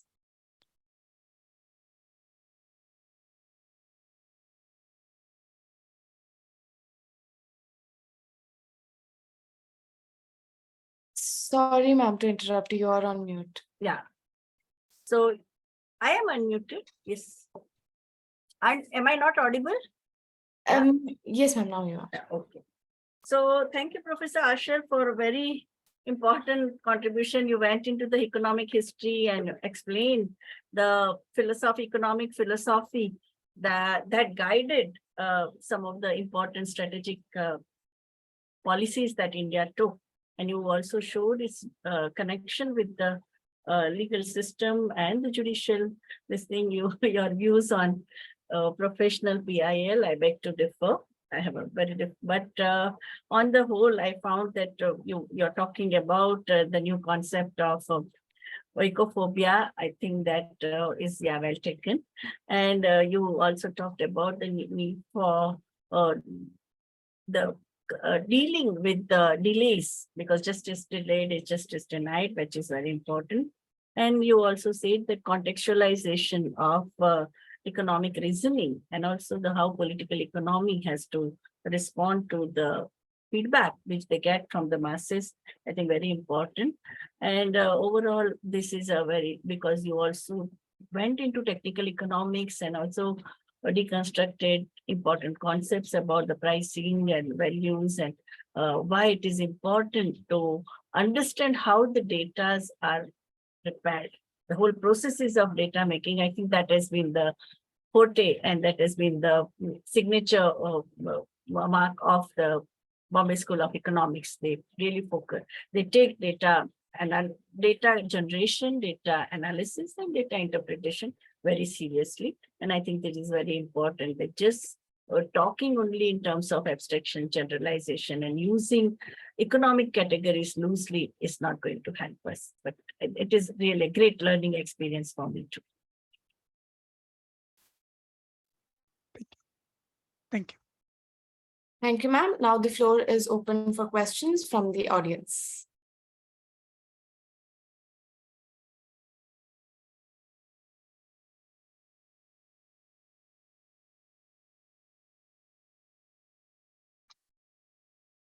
Garvit has a question. Garvit, can you unmute and ask the question? And also Kritika. Yeah, sure. Right. So I have like a couple questions, but the first question was about a comment that the professor had made about we should abandon our identities with respect to South India, West India, and East India, and so on and so forth. But what I was trying to understand was that usually India was supposed to be what we would call a pluralist country. And isn't it the aim of a pluralist society to accommodate and allow all identities? And once we say that, say, you should not identify with this identity, we are in categorically being anti-pluralist and anti-inclusive in some way. Moreover, I was thinking these ideas of South and East, you said they were on some level constructed, they were not as important. But the idea of India is also very much constructed over the last 1 or 2 centuries. It's not like India existed before that. So I don't really understand why we should prioritize identities of, say, being an Indian or South Indian. Can't we have like it both ways? Because then people say, oh, you're not being a proper Indian and you're not being, because the definition of what it means to be Indian often tend to be restricted when people say, oh, you're not being an Indian. So isn't it better to allow people to embrace various identities and be actually pluralistic? Good question, Tarvit. Uh, you know, we are fortunate to come from a very diverse country with 1400 million plus people. So we are by necessity going to live with different identities. So I may give talk in English, I can go to big conferences, do everything, but come home and eat khichdi and curry.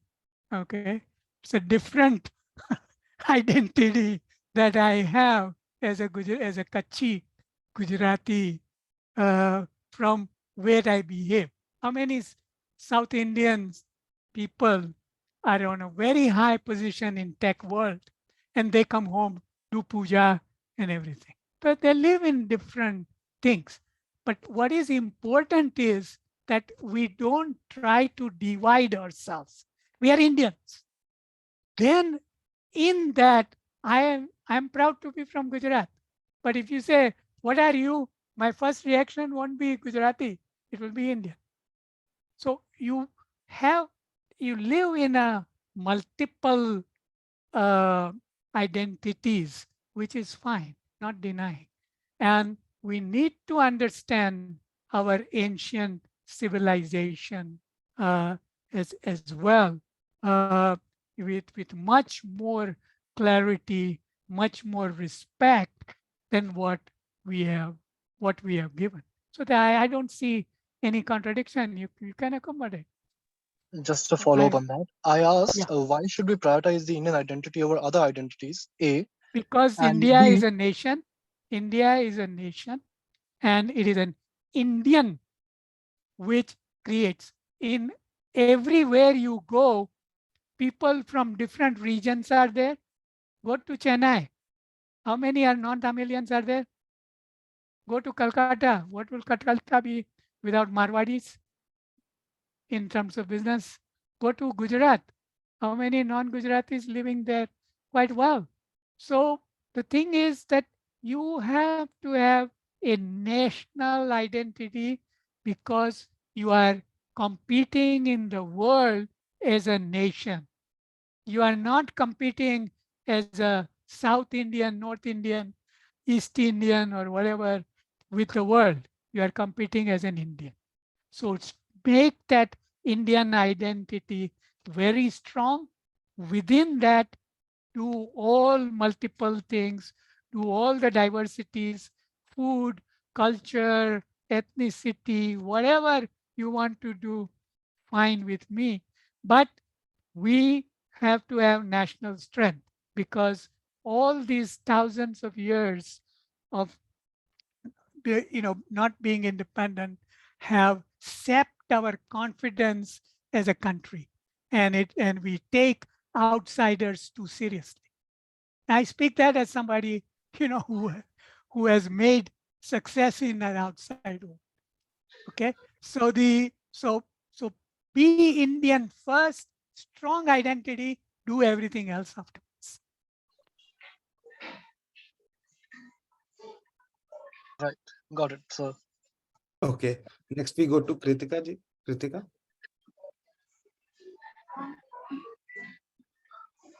Okay, Charu ji, you can go. Sir, can you hear me? Yeah, we can. Yes, I can hear you. So based on Garvit's question, I want to very respectfully ask, like, when we see the Prime Minister of Britain, Rishi Sunak, we also see an Indian, but he represents Britain. So based on what Garvit was trying to ask, like, why is being an Indian from being a race important? Uh, can you clarify? I mean, what are your thoughts about it? Okay, Charu. Rishi Sunak doesn't identify himself as an Indian national. India as a nation is rising, it is competing. There are many countries that want to, and many forces, both inside and out, that want to pull it down, and we need a strong national identity. It is Indian national identity is critical. If somebody from India goes abroad, makes success, becomes Prime Minister of India, that's fine. But be sure that Rishi Sunak is going to pursue UK's interest, not India's interest, when dealing with India and the rest of the world. That's his job. He would be not doing his job if he didn't pursue UK interest. So we can say fine, but don't get too overexcited. I don't get overexcited. I'm glad they are successful, but I want Indians in India to not divide themselves into this region, that region. Region, you go everywhere, people are from everywhere. Idli dosa is eaten everywhere. I go to Haryana. Haryana, instead of uh, giving me pratas, will give me upma and idli. तो वो स्वाइस है south Indian north Indian क्या है Indian that is the most important identity, that you are an Indian national. Now, you are an Indian ethnicity who did well outside, that's fine. That's a different concept. Learn to discriminate and learn how the national power comes from wherever you are. Would you ever see an American say, oh, I'm from the South, I'm from the North, I'm from, New York? They'll say, I'm an American. That's first. After that, everything, they will have rivalries, they will do everything. Pehle American, pehle Indian. पीछे सब करो, divide नहीं करो.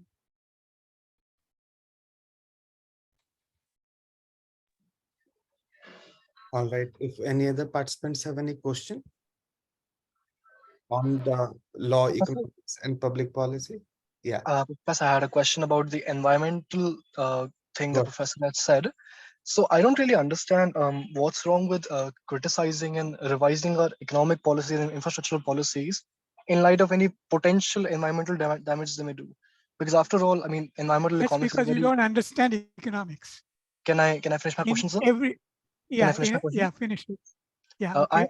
I do remember that economics does accommodate for say environmental costs in the long run, but at the same time, if we were not to consider these environmental costs, and furthermore, there are some costs of environmental damage which may have cascading and butterfly effects. Moreover, these effects which we may be ignoring by ignoring environmental damages, they may lead to furthermore effects in say human pain and damage, which we cannot often quantify. So, isn't it important to just take care of the environmental aspects of our economic undertakings? The no goal, including environment goal, is absolute. We have goal of environment. Yes, we need to take that into account. We need to grow. We need to develop our regions. We need to have national security, and we need to balance this out. What economics teaches us is trade-offs. For one reason, जो gang है, environment means environment. कहाँ evidence कहाँ है तुम्हारा? There are some cases where वो take the metro car shed in RA. Was there an environmental really reason or was it a political reason? Land mafia. So you put environment as a clock without proof, without this. Now, where there is a clear-cut environment and you have done impact assessment, done so on, you weigh and you take environment into account. Our goal is very ambitious towards renewable energy. Good environment benefits our poor the most. Okay, so we must have good environment. We must take those policies. What I'm saying is that don't use environment as an excuse for political activism, for fact-free opinions, and for obstructing India's progress. Just to follow up, sir, I mean, I'm just a undergraduate student, so I don't know enough. But what we were taught in very basic economics in terms of trade-offs is that there's certain goods and services and commodities or certain entities that cannot be accurately measured in money terms. And we were taught like day one of class that environmental goods, environmental entities cannot be measured in terms of money terms. And economic analysis is often said to be insufficient for that purpose, because in terms of, say, measuring in like a tree being cut off in terms of money, we may possibly measure it in terms of the utility that may be provided in the environment or the economy, or the possible losses that we are averting from that. But clearly that is not able to accommodate for the more systemic aspects of what happens when there's environmental damage.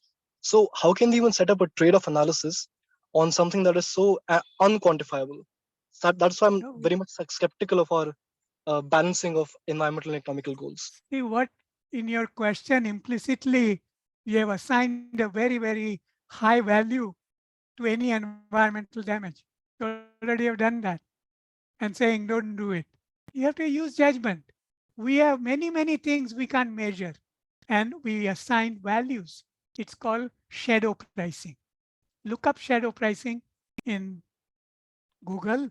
You will see we value many, many environmental things. And when you take a course in environmental economics at a slightly higher level, you will come across those values.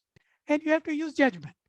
Okay, yeah, so there are, but the thing is that in the name of the environment, a priori, you cannot rule out particular initiatives. It is not sufficient to say there will be some environmental damage. You have to show that the cost of environmental damage will outweigh the benefit. If you can't fully measure it, you allow for probabilities, range of values, judgments, sometimes use precautionary principle and say, let's not do it on precautionary principle, this particular activity.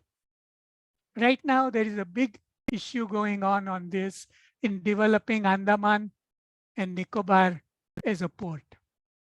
For our national security, it is very essential that we develop it. There will be environmental impact. We need to measure it. We need to take them into account. We need to mitigate it and ultimately make a judgment. Okay, so cost benefit analysis is a tool. A tool never decides. Tool only illuminates, gives you information. You need more information, many information, values, judgments, others. Then a informed decision is to be arrived at.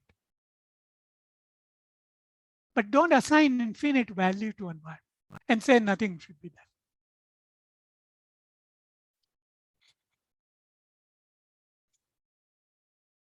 I'm surprised there is no question on law and economics.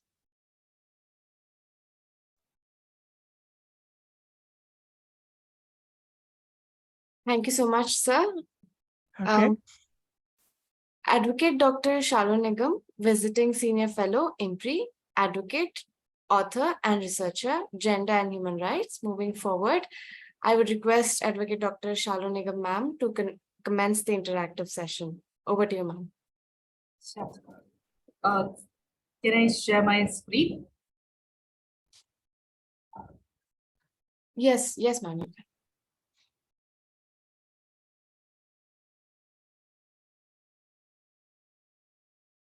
Yeah, so today we will be having this first interactive discussion session. And this is the end of the week. And we have all these sessions.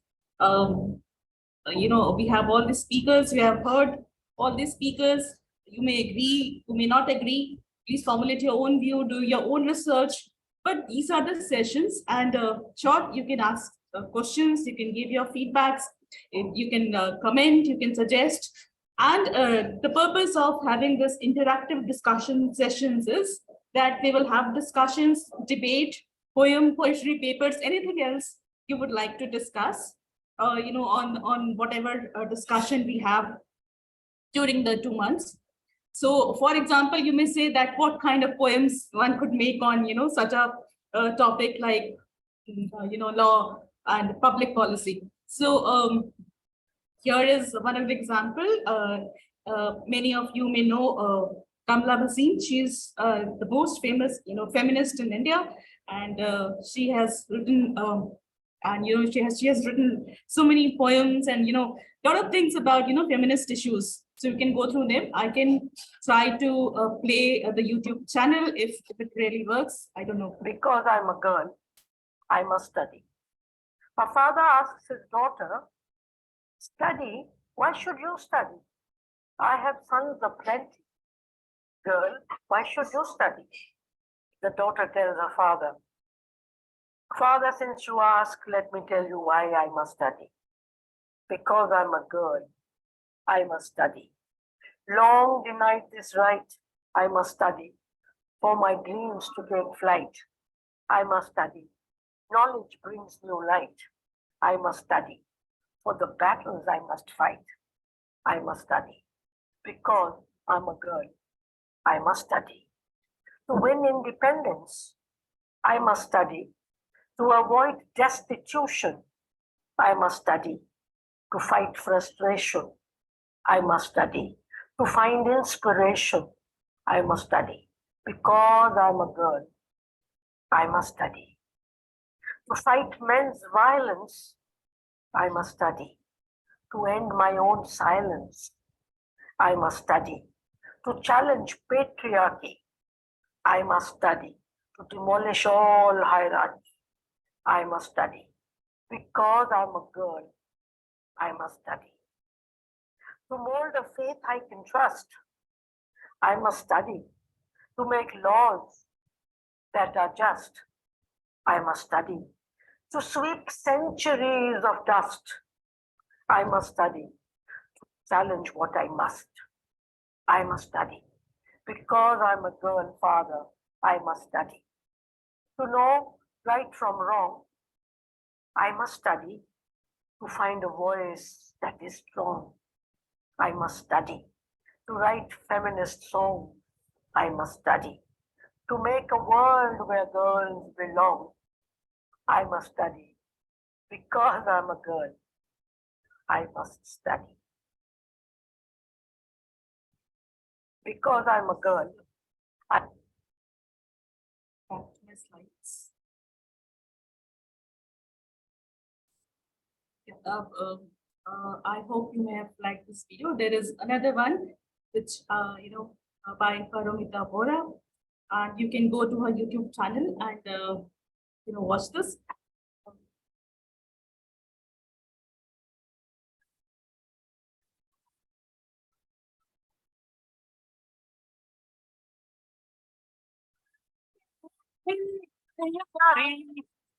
दुनिया खुश है आज की नारी Video we are not able to see. Sorry, you're not able to see? Yeah, video we are not able to see.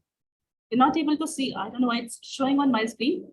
Yeah, it is showing your screen, but not. You can stop share, ma'am, and then again try to share. तो वो video वाला आ जाएगा. Yes. Oh.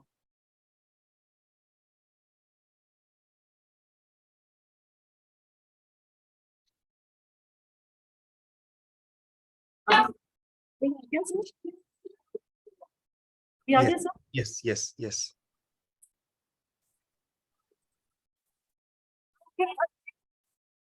चार 78 विभाजित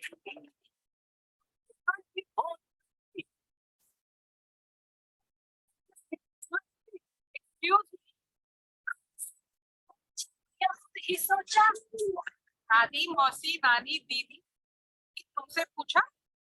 अरे ना ना बेटा, कभी ना पूछा, कोई ना पूछा। कर शाम भोर कर शोर शोर चलती बड़ी बत्तियां, बड़ी जोर जोर हुई बोर बोर, इग्नोर कर क्यों मेरी पतियां। लाइफ हमारी हम तुम्हारे पूछे ही गए सारे, जो मैं रखूं मांगे अपनी sorry thank you tata bye bye. मेरी मर्जी कब जानोगे मेरे राय बाय।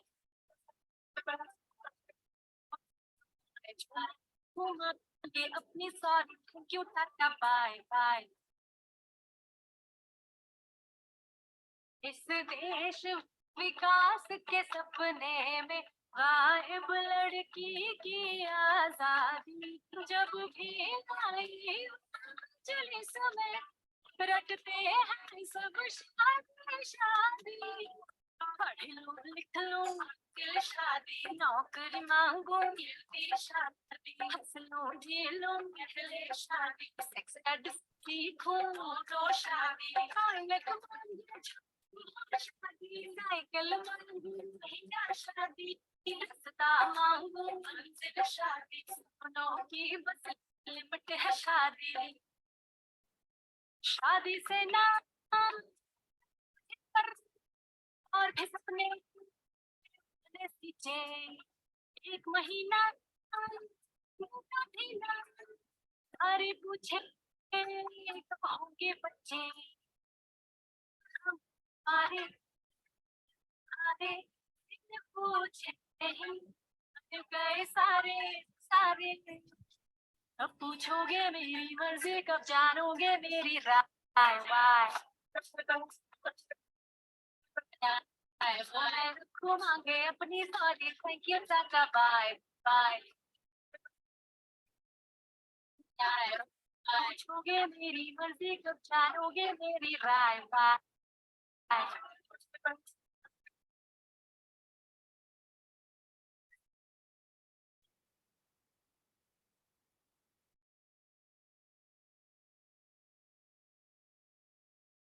खबर बड़ी ही खतरनाक है, हमसे पूछा कहे है नारी, गली गली और बारी बारी, बेटी बचाओ बेटी पढ़ाओ, सेल्फी विद बेटी खिंचवाओ, विमेन स्लिप का दे दिया बिट बिट बेटी जूता फिर भी खटपट। The nation wants to know is much is too much. ये तो हो गया मच। अपने दिल की बात सुनाए लो जी सुन लो कान लगाए गाए। अपने दिल की बात सुनाए लो जी सुन लो कान लगाए गाए। मैं मानूं तो गली गली से ऊंचा टप्पा, बाजू सीटी पिक्चर जाऊं, जिसको चाहूं उसको पाऊं।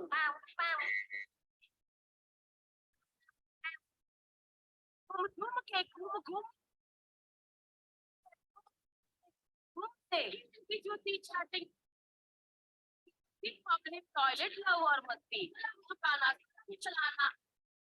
आंसर समझ पड़ी या करूं दीदी, तुम जिद्दी तो मैं भी जीत, सीधी बात ना डोली डंडा, मेरी लाइफ तो मेरा फंडा। मेरी लाइफ तो मेरा फंडा, लाइफ तो मेरा फंडा।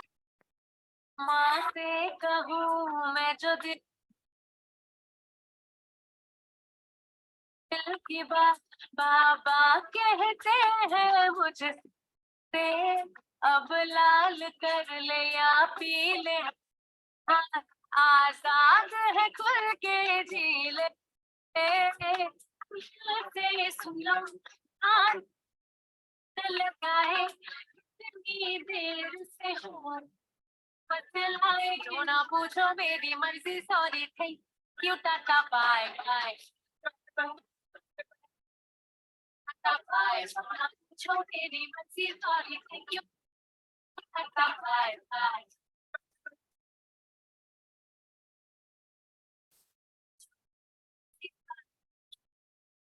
Bye bye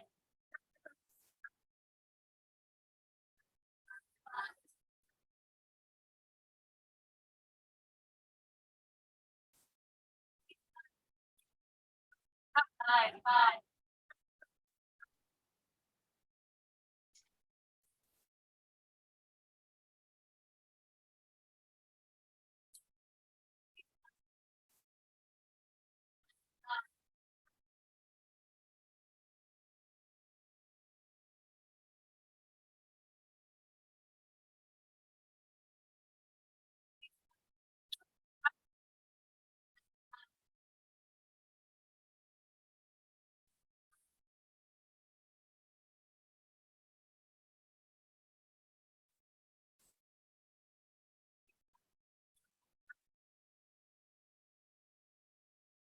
So I'll just share the link maybe in the chat.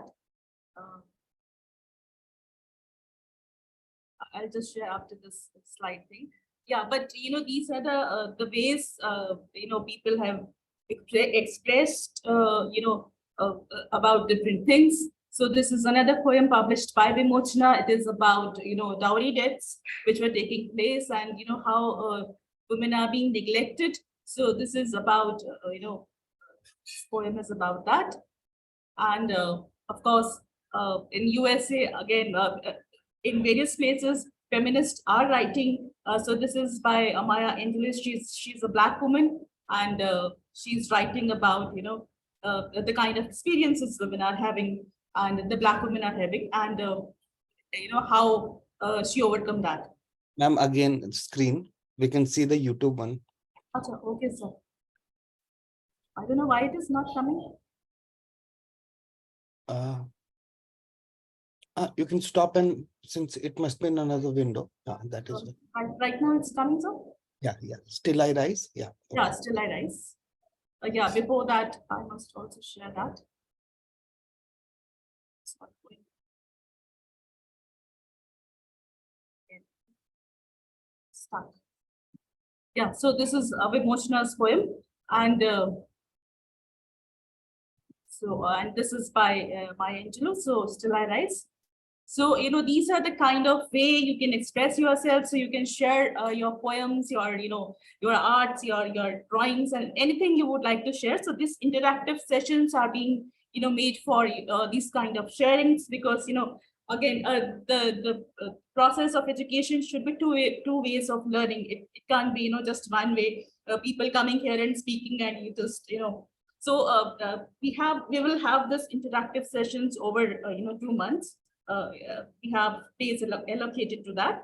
So you may come and you can share, and right now I can see only very few participants are coming while during the session, but I expect that more people will come, at least join this interactive sessions and share your views.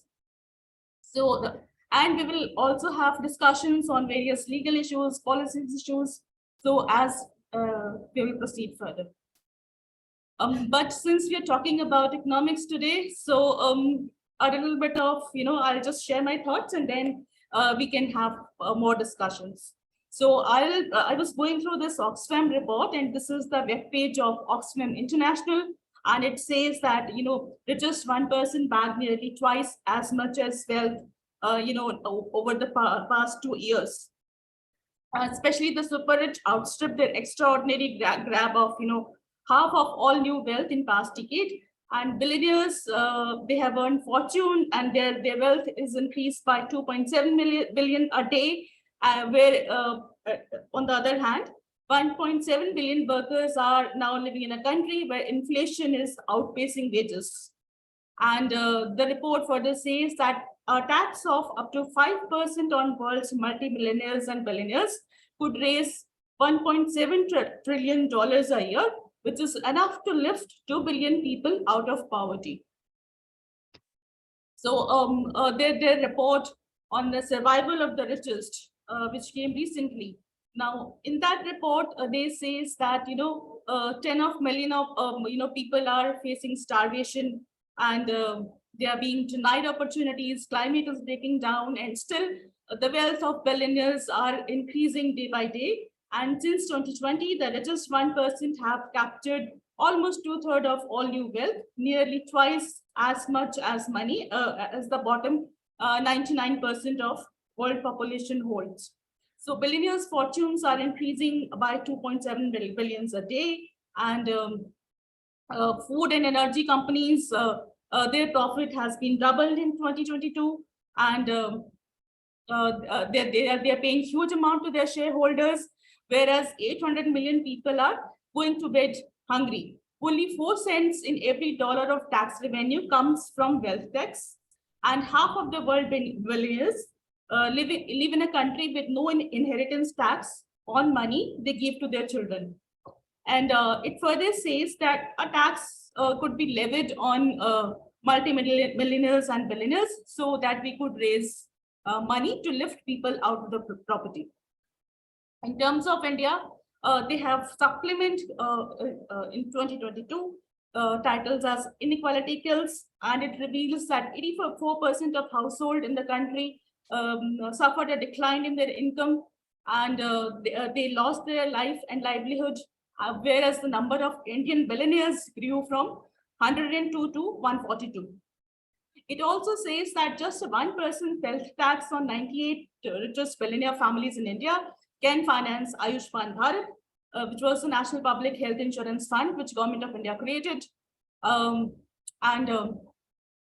During the World Economic Forum, the Davos agenda, there was a briefing which was presented, which indicates that India the collective wealth of India's 100 richest person hit a record high, that is INR 557.3 lakh crore, that is USD $775 billion in 2021. During the pandemic, since March 2020 to November 2021, the wealth of billionaires increased from 23.1 lakh crores to INR 53.16 lakh crore. So more than 4.6 crore Indians, meanwhile, are estimated to have fallen into extreme poverty in 2020. So the stark inequality of wealth, which is result, they say, the report says that it is the result of an economic system that is rigged in favor of super rich over the poor and the marginalized. And it says that, a 1% of surcharge on the richest 10% of Indian population, could be used to fund inequalities, and it could be used to invest in high school education, healthcare, social security benefits, and pensions to all Indians. The numbers they have put is, this is again the Oxfam website, and then they say that the top 10% of population holds 77% of national wealth.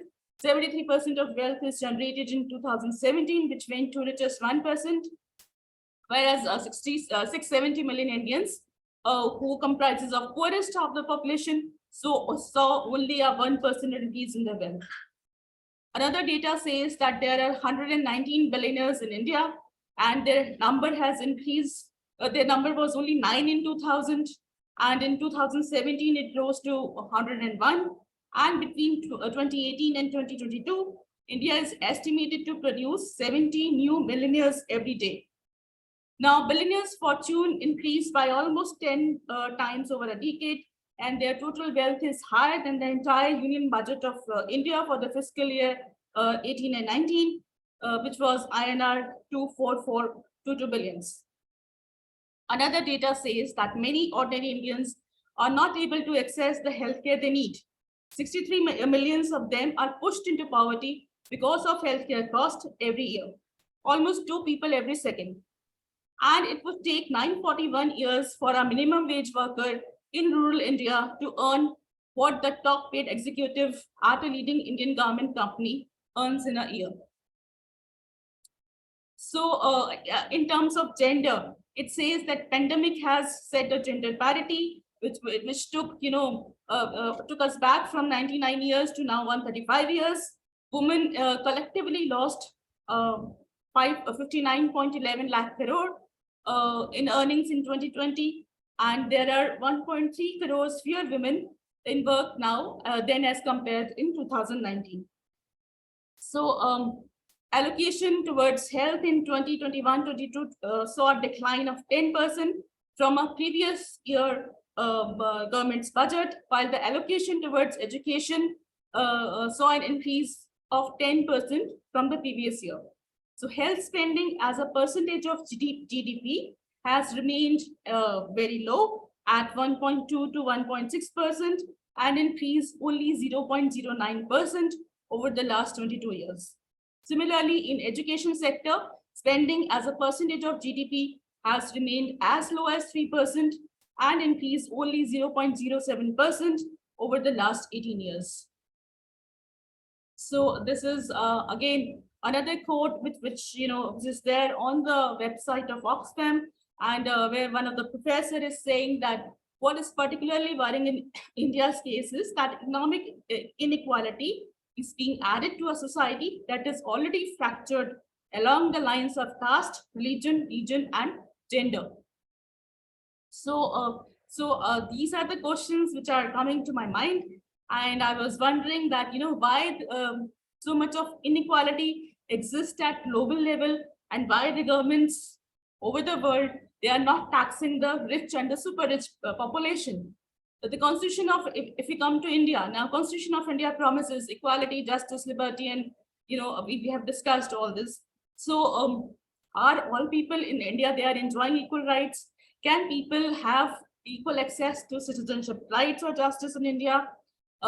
Another question is that we have discussed directive principles of state policies and fundamental rights chapter in the Indian Constitution, and we have seen that social and economic rights are mentioned in the directive principles of state policy and not in fundamental rights. So why this is happening? Why so much of inequality exists in our country, as we have seen in the previous slide, that even the Oxfam and many other organizations, social organizations, they are talking about inequalities.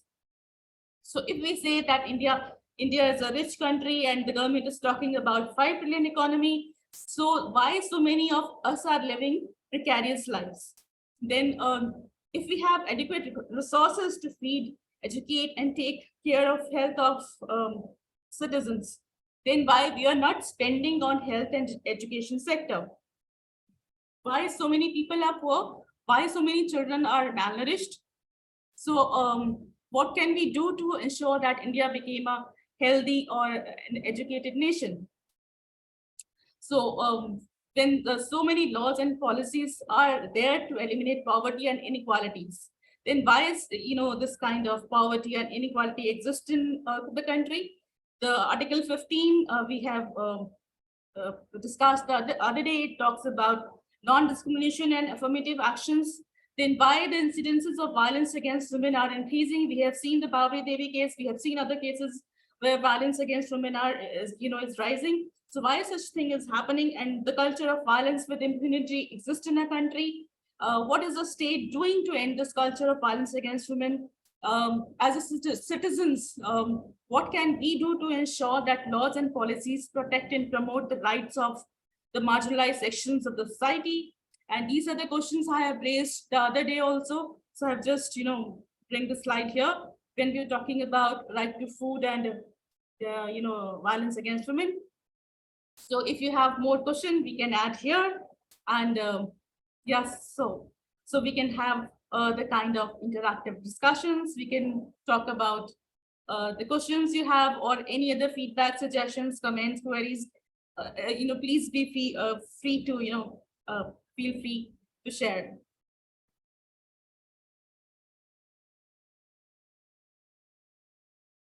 So basically, the purpose of interactive discussion is that you should be sharing your ideas and your thoughts with us. So we are just here to listen. So please do share.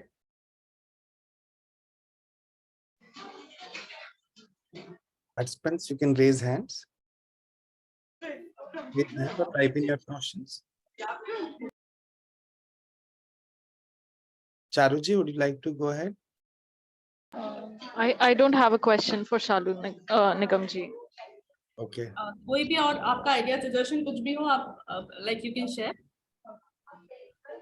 Yeah, Charu has written a very bold, good comments, good for writing, but very nice. She is also saying that these are her feelings. Very good, Charu. It was not based on Shalu Nigam's presentation, but I really like Shalu Nigam's presentation and even yesterday's presentation. The comment I wrote was based on the previous discussion Garvit and Mukul Asher sir were having. Yeah, I wrote about it like how we cannot really say anyone's Indian because there's no clear definition for it, and there are so many foreigners who are also working towards the betterment of the country. So just holding a passport or an Aadhaar card doesn't really make us Indian. But I'm open to criticism about it, and I have a very loosely formed opinion about this, so it doesn't matter. No, good, Charu. As we will progress over the session, we'll discuss over this more.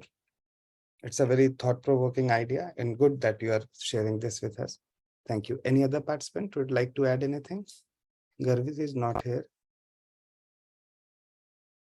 Do you have any question, Shweta? No, sir. Okay. So basically, Charu, if I can just say just a sentence that, you know, idea of India, we have been discussing for quite long, and of course, you know, there are people who are having a different concept of India, and they're like, you know, again, there's a polarization which is going on, and you know, right now in the current circumstances, there are a lot of things which are happening. So again, how should we talk about, you know, both the things are on the right end or on the left end. I'll not go into that debate, but the thing is that you know, how should we talk about the idea of India from the perspective of the person who is at the, you know, who is in the marginalized kind of section, who is standing on the last end of the queue of, you know, 1.4 billion people. So for him or her, what could be the idea of India? So this is what, you know, I have been trying to raise. So of course, people could have different opinion, different ideas, and, you know, different things. And we have at least 1.4 billion ideas about, you know, how India could be. But then we have to come to, you know, somewhere we have to come together to see that India progress ahead. And the last person who is there in the queue, you know, must the citizenship rights, you know, we should be able to see that, you know, we should ensure citizenship right to that person.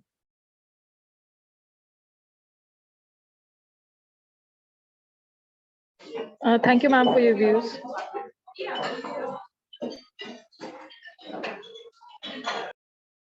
Okay. Right. Kumari Dikshita is asking a very good question. Dikshita, would you like to unmute and ask it yourself?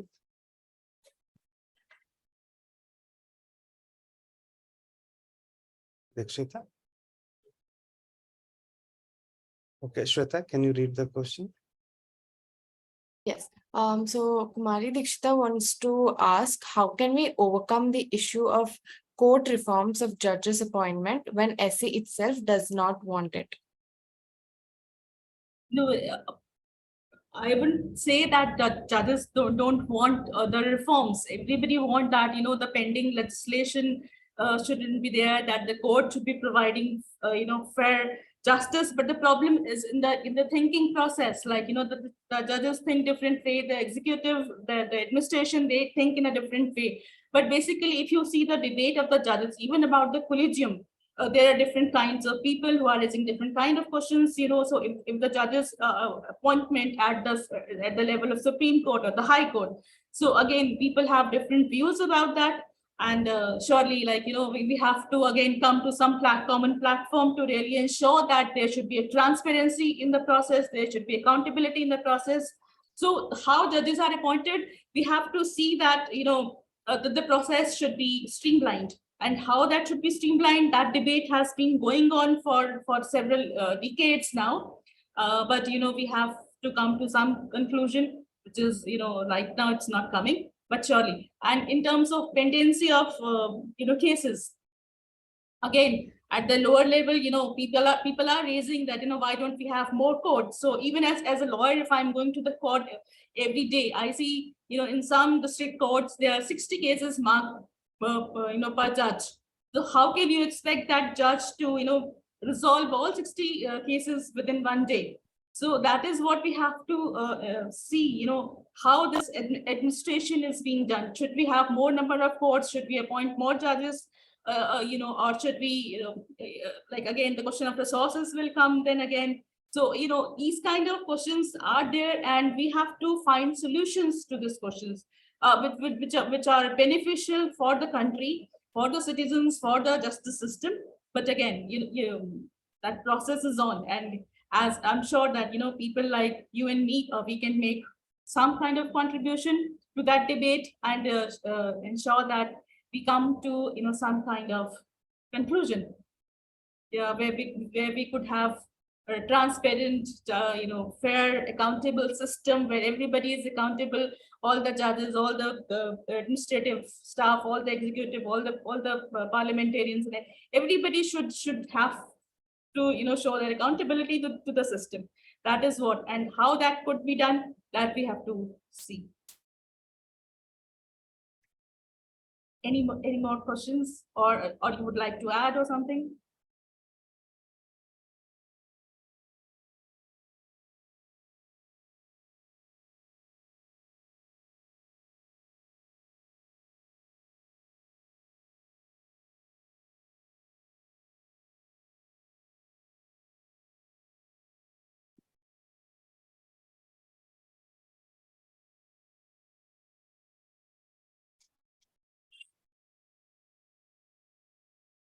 So any questions you have about the discussions we have during this week, you can write to us later if you don't have it right now. And in the next session, we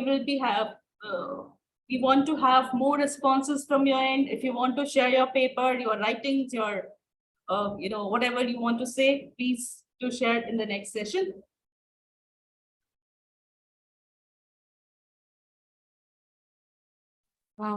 Thank you, ma'am. Now I would request Professor Vibhuti ma'am to give her closing remarks for the session. Interesting discussion. So it all started with the hardcore. Poster unmuted. No, I have shared that link of that video. Yeah. It's fine, no? Yeah. So I think today we have had a very lively session. I think because there was a highest participation of the students and youth. And I think it all started with the hardcore economics, reconstruction of the economic concept, and also some of the how the interface of economics and legal and policy issues, the issues of identity politics or the question of judicial activism and the environmental law, extremely contentious issues. There is even in our panel, like among the 55 lectures, we are going to have both the sides of presentation. And it's very important to understand what are the dynamics which country like India in the 21st century is facing. And that's why Professor Mukul Asher's points which were raised in his speech, they need very serious examination, and a lot of discourses have to continue. He also talked about the importance of data and how the data and the statistics are prepared. It's not only just to quote what others have given, but we as students of economics or those who are seriously interested in economics also need to understand the processes involved in data generation. And so this is very important. After that, Dr. Shalu Nigam's interactive session, in which she showed she also shared with us a very popular poem by Kamala Bhasin on why study and why educate.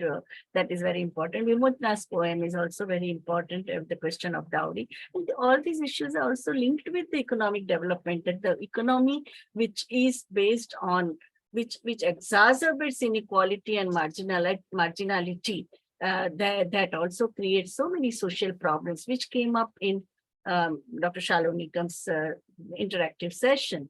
So I think these are very important issues to ponder, that why it is important that whatever fruits of growth or the economic development pie, it needs to be shared equitably. So I think social justice and gender justice and distributive justice are as important as economic growth. So in expanding the pie of economic growth is important, but at the same time, there should be judicious distribution of the fruits of development. I think this is what I have learned from today's session. Thank you.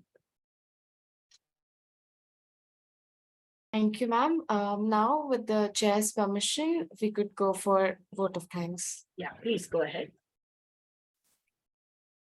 As we come to the end of day 3 of Law and Public Policy Youth Fellowship, an online national summer school program, a 2-month online immersive legal awareness and action research certificate training course and internship program, I, Shweta Shankar, researcher at IMPRI, Impact and Policy Research Institute, would like to propose the formal vote of thanks on behalf of IMPRI, New Delhi.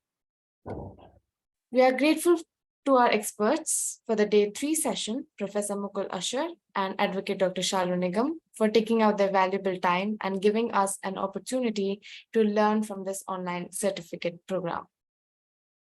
We thank our chair, Professor Vibhuti Patel, and lead advisor, Advocate Dr. Shalu Nigam, for convening the session. We thank all of our participants who have raised pertinent questions and actively participated in today's deliberation. We look forward to welcoming you the coming Monday, that is 19th June at 11:30 a.m. for our 4th day of the certification course by distinguished experts, Professor Uday Shankar and Shri Udit Mishra. We are grateful if you're watching us later on YouTube or listening to us on our various podcasts and reaching our publications. We hope you continue to join into our IMPRI #web policy and web policy learning. Wishing you a good day. Thank you. Thank you.